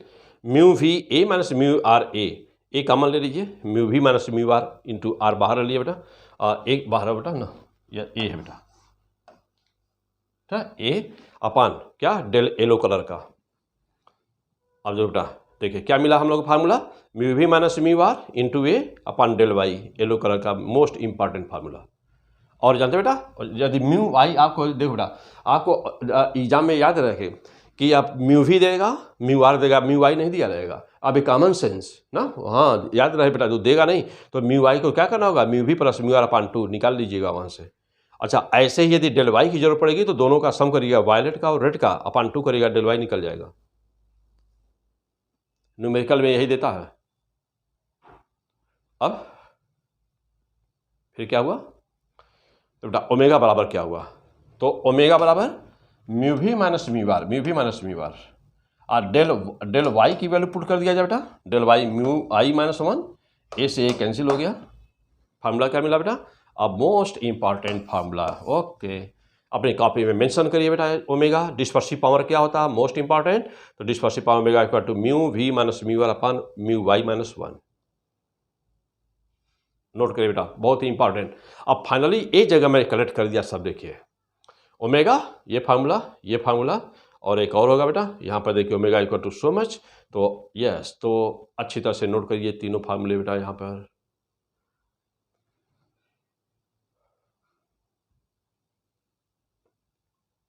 डिस्पर्सिव पावर होता है क्या? डिस्पर्सिव पावर होता ही क्या बेटा? तो डिस्पर्सिव पावर की मतलब क्या होता है बेटा कि डिस्पर्सिव पावर किसी भी जैसे मैं कहूँ आपसे कि dispersive power simple glass plate का क्या होता है, तो ग्लास प्लेट का डिस्पर्सिव पावर 0। यानी कि किसी भी ऑप्टिकल इंस्ट्रूमेंट, यानी कि चाहे वह लेंस हो बेटा, चाहे वह प्रिज्म हो, वह किसी भी अपने ऊपर पड़ने वाली लाइट रेस को कितना डेविएट कर रही है, उसको कहते हैं बेटा डिस्पर्सिव पावर। और डिस्पर्सिव पावर यानी कि डिस्पर्सन कितना कर रही है। तो डिस्पर्सन कब होगा? जब डेविएशन होगा। तो डेविएशन होगा तो डिस्पर्सन होगा। क्लियर बेटा? तो कहीं पर भी जो बेंडिंग कैपेसिटी होती है वही कहलाती है उसका डिस्पर्सिव पावर। ओके बेटा, यानी कि वह डिस्पर्सन कितना कर रहा है वही है डिस्पर्सिव पावर। और कैसे रिप्रेजेंट करते हैं? ओमेगा से। तो ये 3 फार्मूला नोट करिए यहाँ पर, दिस एंड दिस। क्लियर हो बेटा? चलिए एक बार फिर से आ जाइए। हाँ देख लें एक बार फिर से बेटा कैसे प्रूफ किया। डिस्पर्सिव पावर बेटा थीटा कहाँ पर है, कैसे है, ध्यान दीजिए। आइए शुरू से दिखाता हूँ बेटा।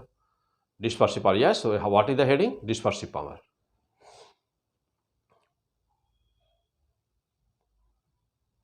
ओके आगे बढ़ते हैं। चलो अब यहाँ पे आ जाइए। मेन डिस्पर्सिव पावर ओमेगा बराबर क्या होता है बेटा, यहाँ से शुरू करिए, प्रूफ करिए कैसे आ जाओ इक्वेशन फाइनल, वैल्यू पुट करिए, सॉल्व करिए बेटा। इसको क्या मिला यहाँ पे देखिए,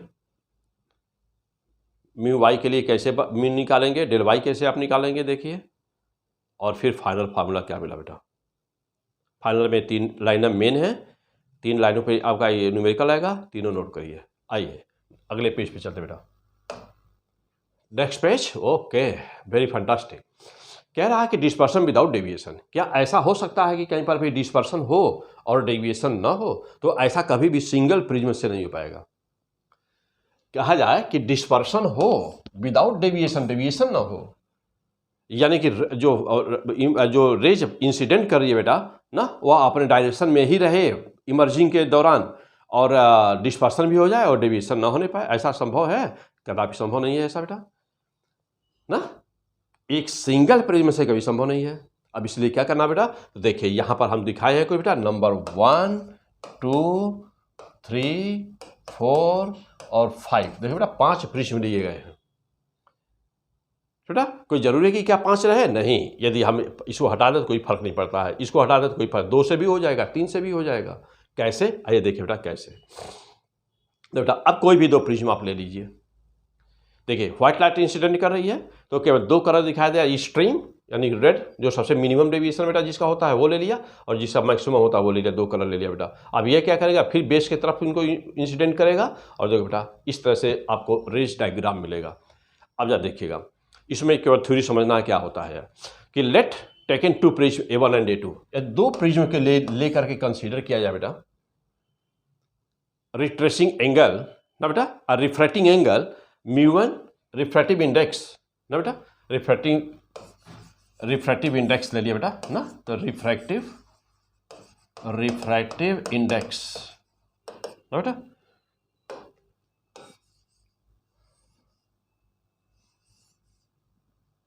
बेटा रिफ्रैक्टिव इंडेक्स ना ले लिया हम लोग μ1 एंड μ2 आर ना, are refractive indexes, μ1 and μ2 are the refractive indexes, और A1 और A2 taken 2 prism A1 and A2 ना बेटा। तो A1 और A2 से क्या थे, A1 और A2 उसका बेटा रिफ्रैक्टिंग एंगल्स था, यानी बेटा तो A1 और A2 क्या है बेटा, रिफ्रैक्टिंग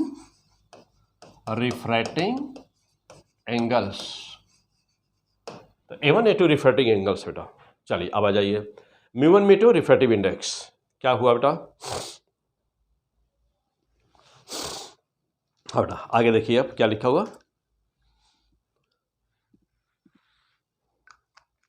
चलो बेटा, तो विदाउट डेविएशन, यानी विदाउट डेविएशन का मतलब क्या बेटा कि दोनों का 2 प्रिज्म लिए हैं, A1 और A2 है, दो प्रिज्म है बेटा।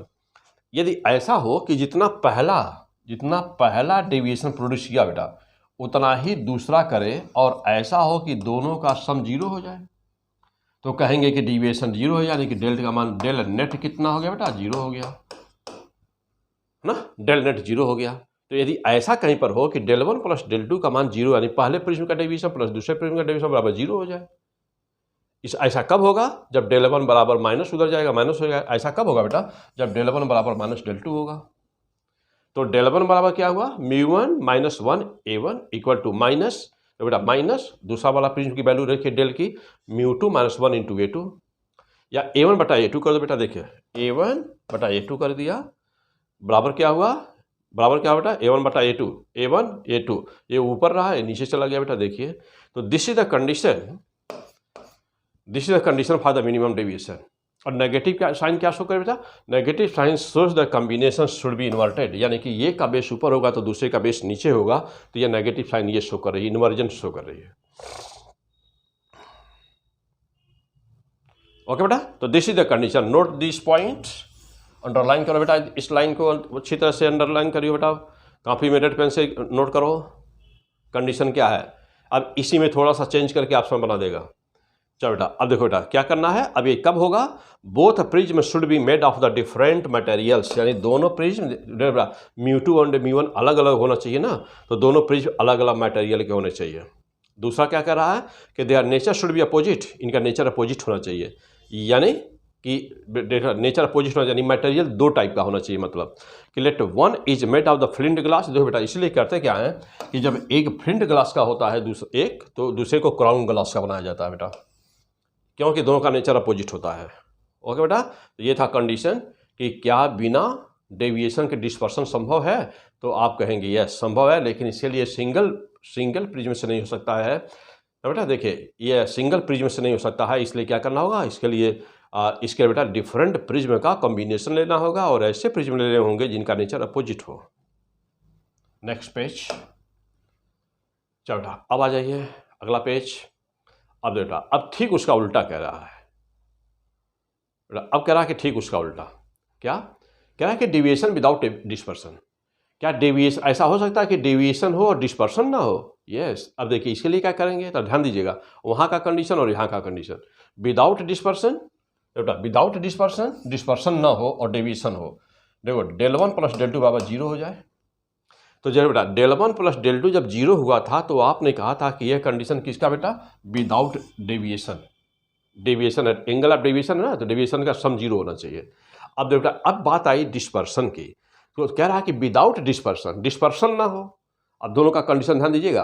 अब यहाँ पर बच्चे बिल्कुल गलती करते हैं, बार बार पूछता है यह, देखो बेटा पूछता है यह तो कंडीशन मारते हैं यह, तो ये डेल 1 प्लस डेल 2 कंडीशन किसका है, डेल 1 प्लस डेल 2 कंडीशन है बेटा कि डेविएशन जीरो होने का, यानी कि del 1 plus del 2 deviation zero होने का है।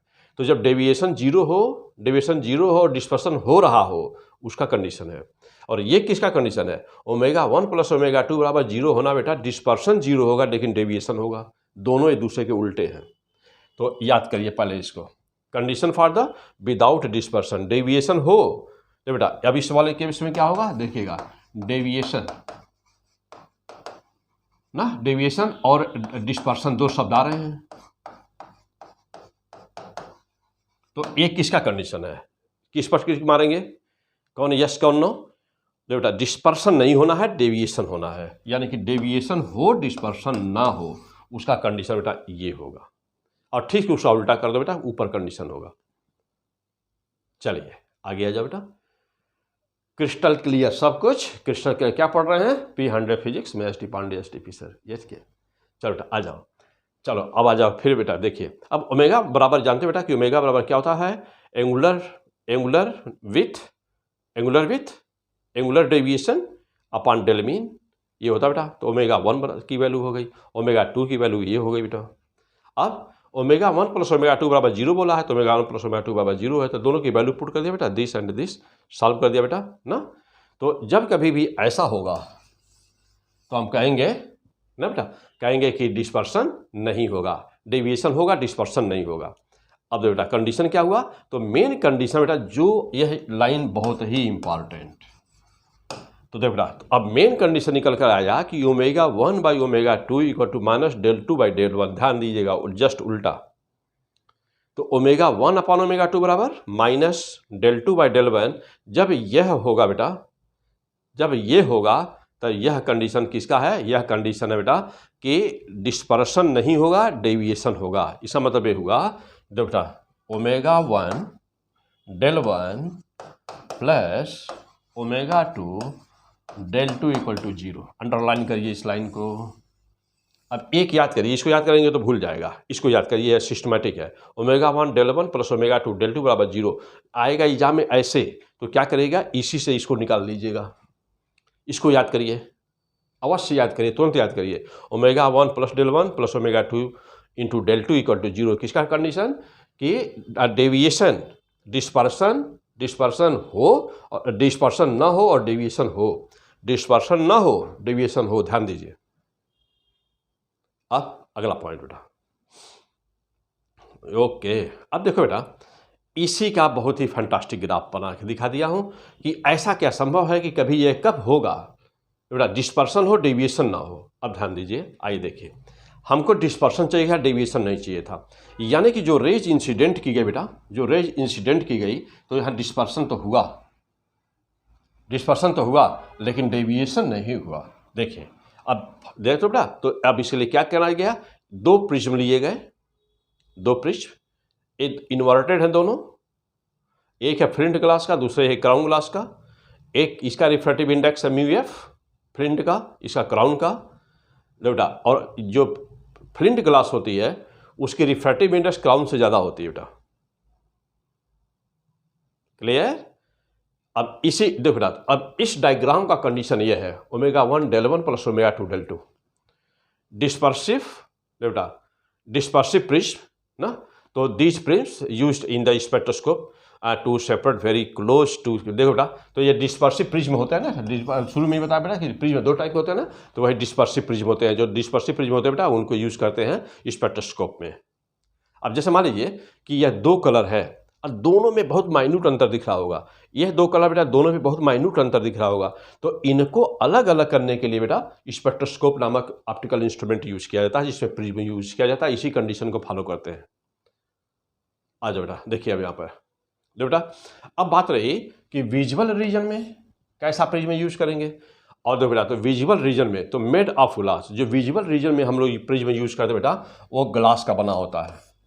लेकिन जो इंफ्रारेड और अल्ट्रावायलेट रेंज में ग्लास का प्रिज्म काम नहीं करता। क्यों? क्योंकि इंफ्रारेड और यूवी को वह एब्जॉर्ब कर लेता है बेटा ना। तो विजुअल रीजन में कहते हैं ग्लास एब्जॉर्ब रेडिएशन ना, अदर देन दिस। देखो बेटा, अब यूवी रीजन में कौन सा प्रिज्म यूज होता है बेटा, तो यूवी रीजन में यदि यूज करना हो तो यूवी, ध्यान देना बेटा, बहुत इंपॉर्टेंट। तो अल्ट्रावायलेट रीजन में क्वार्ट्ज प्रिज्म यूज किया जाता है, नहीं तो फ्लोराइड के प्रिज्म यूज करते बेटा। क्या बनाने के लिए? स्पेक्ट्रोस्कोप बनाने के लिए। अब देखो बेटा, इंफ्रारेड रीजन में किसका यूज करते हैं, तो इंफ्रारेड रीजन में यूज करने के लिए जो प्रिज्म होती है बेटा, वो किसी बनी होती है, सोडियम क्लोराइड की या पोटेशियम क्लोराइड की बनी होती है बेटा, या एल्यूमिना की बनी होती है, जिसको आप सफायर कहते हैं। क्लियर? चलो बेटा, तो क्या पढ़ रहे हैं? Prism, P100 physics. ओके, चल बेटा, तो यहाँ पर सब कुछ नॉलेज क्रिस्टल क्लियर, जीरो से लेकर के लास्ट तक बेटा। देखिए, यानी कि जब हम यदि स्पेक्ट्रोस्कोप बनाना हो तो विजुअल रीजन में कौन, अल्ट्रावायलेट रीजन में कौन यूज करेंगे बेटा, ध्यान दो फिर से एक बार। और इंफ्रारेड रीजन में कौन सा प्रिज्म यूज किया जाता है। जैसे कहते हैं बेटा कि इंफ्रारेड फोटोग्राफी, तो वहाँ पर कौन सी प्रिज्म यूज किया जाता है। देखो बेटा, किसका बना होता है, सोडियम क्लोराइड पोटेशियम क्लोराइड का बना होता है, या तो एल्यूमिना का बना होता है बेटा। और यहाँ पर देखिए अल्ट्रावायलेट रेंज में किसका, क्वार्ट्ज का बना होता है, तो फ्लोराइड का बना होता है। और विजुअल रीजन में ग्लास का बना होता है। क्लियर है? तो ये क्या देख रहे हैं बेटा कि डिस्पर्सन हो रहा है विदाउट डेविएशन, डिस्पर्सन मिल रहा है लेकिन विदाउट डेविएशन। कंडीशन क्या है बेटा, डिस्पर्सन विदाउट डेविएशन का condition, most important line, omega 1 del 1 plus omega 2 del 2 equal to 0। या तो इस फॉर्म में लिखे। ओके बेटा, चलिए ऊपर प्रूफ किया गया ऐसा। तो बेटा अब यहाँ दो कंडीशन, तो ये दोनों कंडीशन याद है, डेल 1 प्लस डेल 2 का यूज करेंगे और ये का भी यूज करेंगे। नेक्स्ट अगला पेज। चलो बेटा, अब देखिए अब क्या है, तो अब आपके सामने आया बेटा रेनबो। यस, रेनबो इंद्रधनुष। चलो बेटा देखो, तो रेनबो। तो देखो बेटा कि रेनबो होता क्या है। तो हम जानते हैं कि रेनबो बहुत अच्छी चीज़ होती है और ऐसा कोई भी नहीं है, बूढ़े हो जवान हो ना बेटा, लड़के हो बूढ़े हो जवान हो जो भी हो, यदि स्पेस में रेनबो है तो एक ऐसी चीज़ होती है कि रेनबो को देखते सभी लोग हैं। कहा जाता है कि तो रेनबो हम लोग जब ज़मीन पर से देखते हैं बेटा, पृथ्वी पर खड़े होकर देखते हैं तो रेनबो पूरा नहीं दिखाई देता है। लेकिन हम खुद देखे हुए हैं बेटा कि जब आप फ्लाइट में ऊपर उड़ रहे होते हैं, जब हवा में होते हैं, ऊपर होते हैं बेटा, फ्लाइट में यदि आप जा रहे हो और उस समय कहीं पर इंद्रधनुष बन रहा हो बेटा, तो पूरा कंप्लीट रिंग दिखाई देती है उस रेनबो की। तो क्या कहा जाए कि क्या पूरा क्या रेनबो पूरा बनता है कंप्लीट सर्किल? तो कहेंगे यस, कंप्लीट सर्किल बनता है। हमको क्यों अर्थ से कितना दिखाई देता है? तो उसका हाफ पोर्शन ही दिखाई देता है, हाफ से थोड़ा सा ज़्यादा, कंप्लीट नहीं रहता। यदि कंप्लीट देखना हो तो आपको स्पेस में जाना होगा, थोड़ा ऊंचाई पे जाना होगा, तो आप देख सकते हैं। अब चलो बेटा, तो यहाँ पर हमारे एग्जाम के हमारे मतलब वाली क्या बताइए, क्या बेटा? तो rainbow after raining water droplets suspended into the atmosphere. हम जानते हैं बेटा कि बरसात के बाद में पानी की बूंद जो होती है ना, स्पेस में हैंग कर रही होती हैं, स्पेस में हैंग कर जाती हैं। Atmosphere works as the small bridge. और ये जो बूंद होती है ना बेटा, वाटर की ड्रॉपलेट्स, तो water droplets work as the small bridge.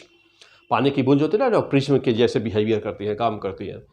When white light incident, अब जब व्हाइट लाइट उसके ऊपर पड़ती है तो उसका डिस्पर्सन अभी भी पढ़ा, तो उसका डिस्पर्सन शुरू हो जाता है। तो white light incident on this water droplets, the dispersion of takes place, तो इनका डिस्पर्सन शुरू हो जाता है बेटा। Okay, and spectrum of colours obtained, और स्पेक्ट्रम अभी पढ़ा, स्पेक्ट्रम क्या होता है बेटा? तो जो कलर की बैंड होती है वो हमको मिल जाती है।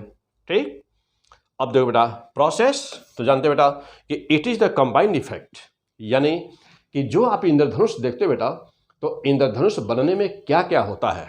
तो जो कंबाइंड इफेक्ट, ये कंबाइंड इफेक्ट है बेटा, एक प्रोसेस नहीं होता इसमें। तो ये कंबाइंड इफेक्ट क्या क्या होता है? डिस्पर्सन होता है, रिफ्रैक्शन भी होता है, और टोटल इंटरनल रिफ्लेक्शन भी होता है। यानी कि 3 प्रोसेस होते हैं बेटा, ध्यान दीजिए, नोट करिए बेटा, कौन कौन? Dispersion, refraction and TIR।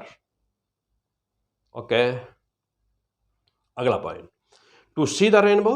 अभी हमको रेनबो देखना बेटा, मान लीजिए कि रेनबो से कहीं इंद्रधनुष बना हुआ है, तो जैसे मान लीजिए कि यदि वह पूरब साइड में बना हुआ है तो हमको अपना माउथ पूरब साइड में करना होगा। तो सन का उस समय पोजीशन क्या होगा? सन का पोजीशन मेरे बैक होगा, पश्चिम साइड में होगा ना बेटा। तो यदि सन पश्चिम में होंगे बेटा, तो इंद्रधनुष पूरब साइड में बनेगा, जस्ट अपोजिट।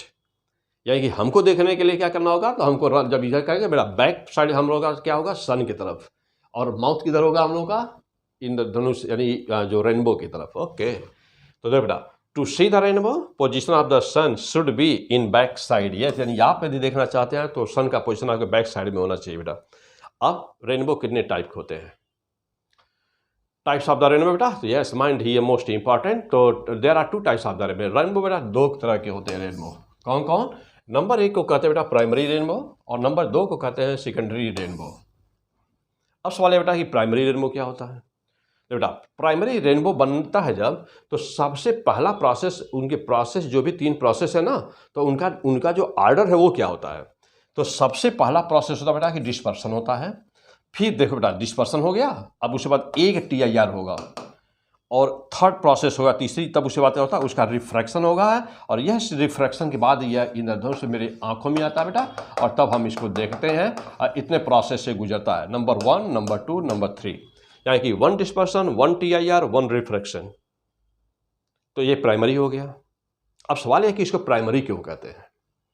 तो प्राइमरी इसलिए कहते हैं बेटा कि इसमें एक TIR होता है। तो जब कभी एक TIR होता है तब उसको प्राइमरी कहते हैं, और जब 2 TIR होता है तो उसे सेकेंडरी कहते हैं।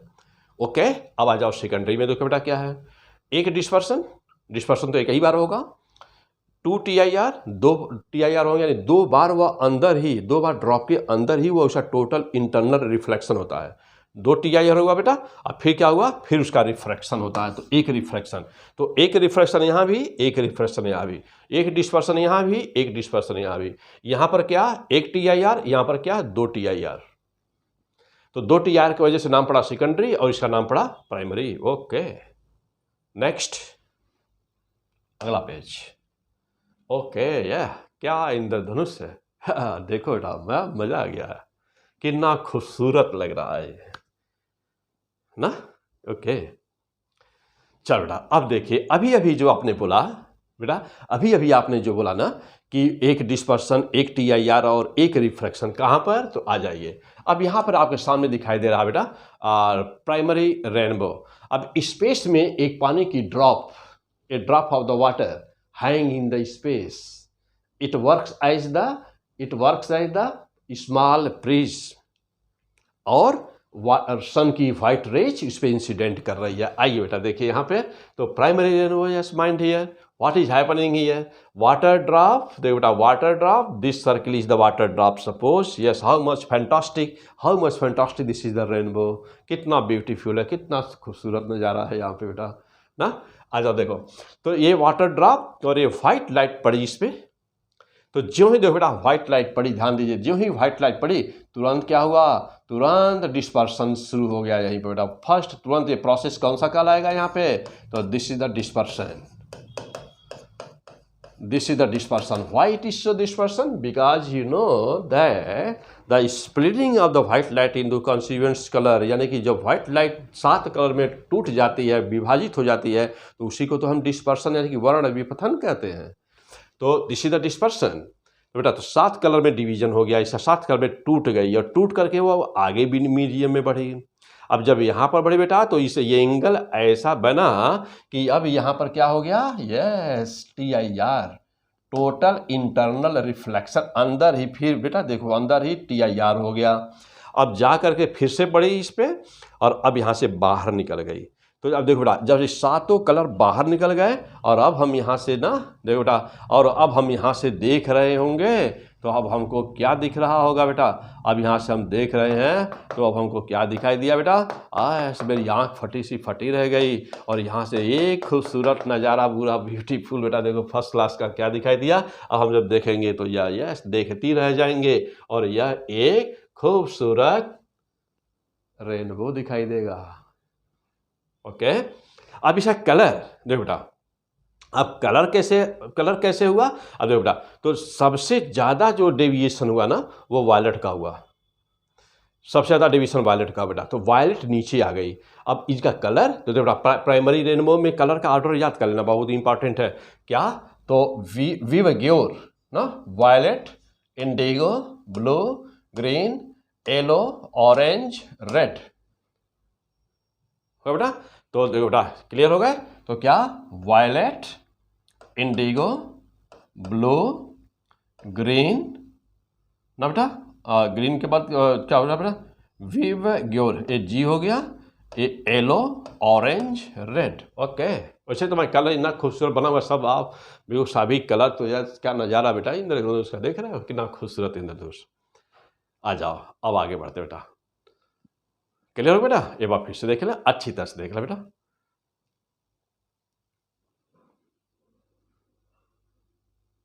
क्लियर, चलो बेटा आगे बढ़ते हैं। अब देखो बेटा जो वायलेट कलर और रेड कलर के बीच का एंगल है, तो देखा जाए कि primary rainbow deviation of the violet colour, बेटा देखे कलर डेविएशन, तो जो वायलेट कलर होता है ना बेटा, देखिए ध्यान देना बेटा, जो वायलेट कलर होता है तो उसका डेविएशन होता है बेटा यहाँ पर, यस थोड़ा सा यहाँ चेंज करना होगा बेटा,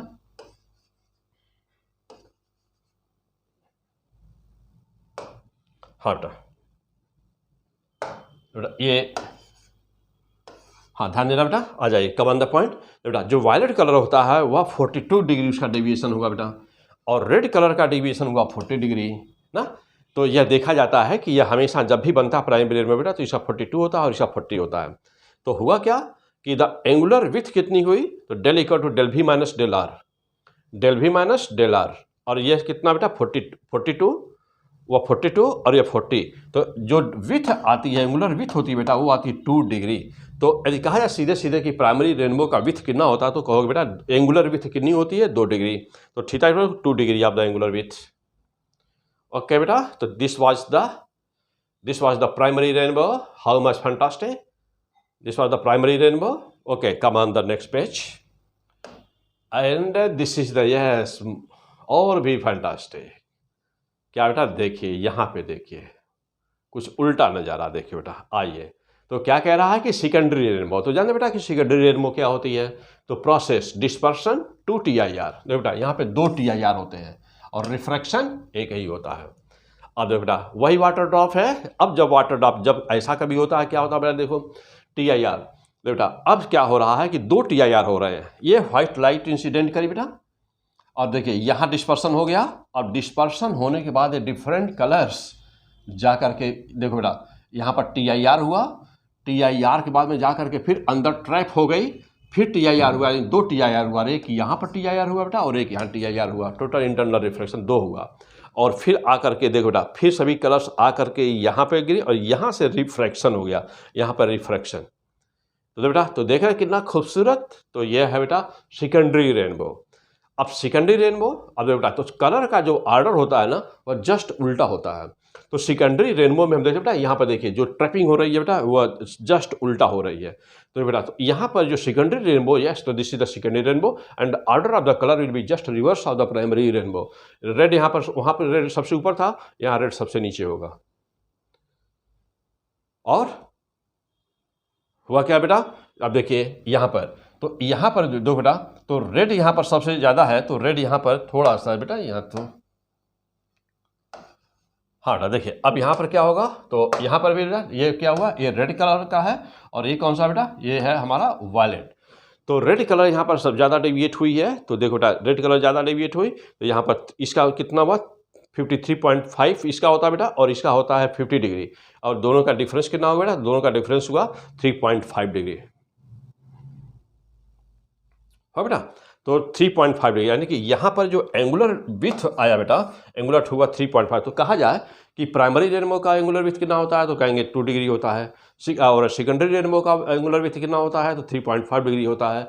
यस, तो this is the beautiful rainbow. तो ये था बेटा हम लोग का टॉपिक आज का लेक्चर।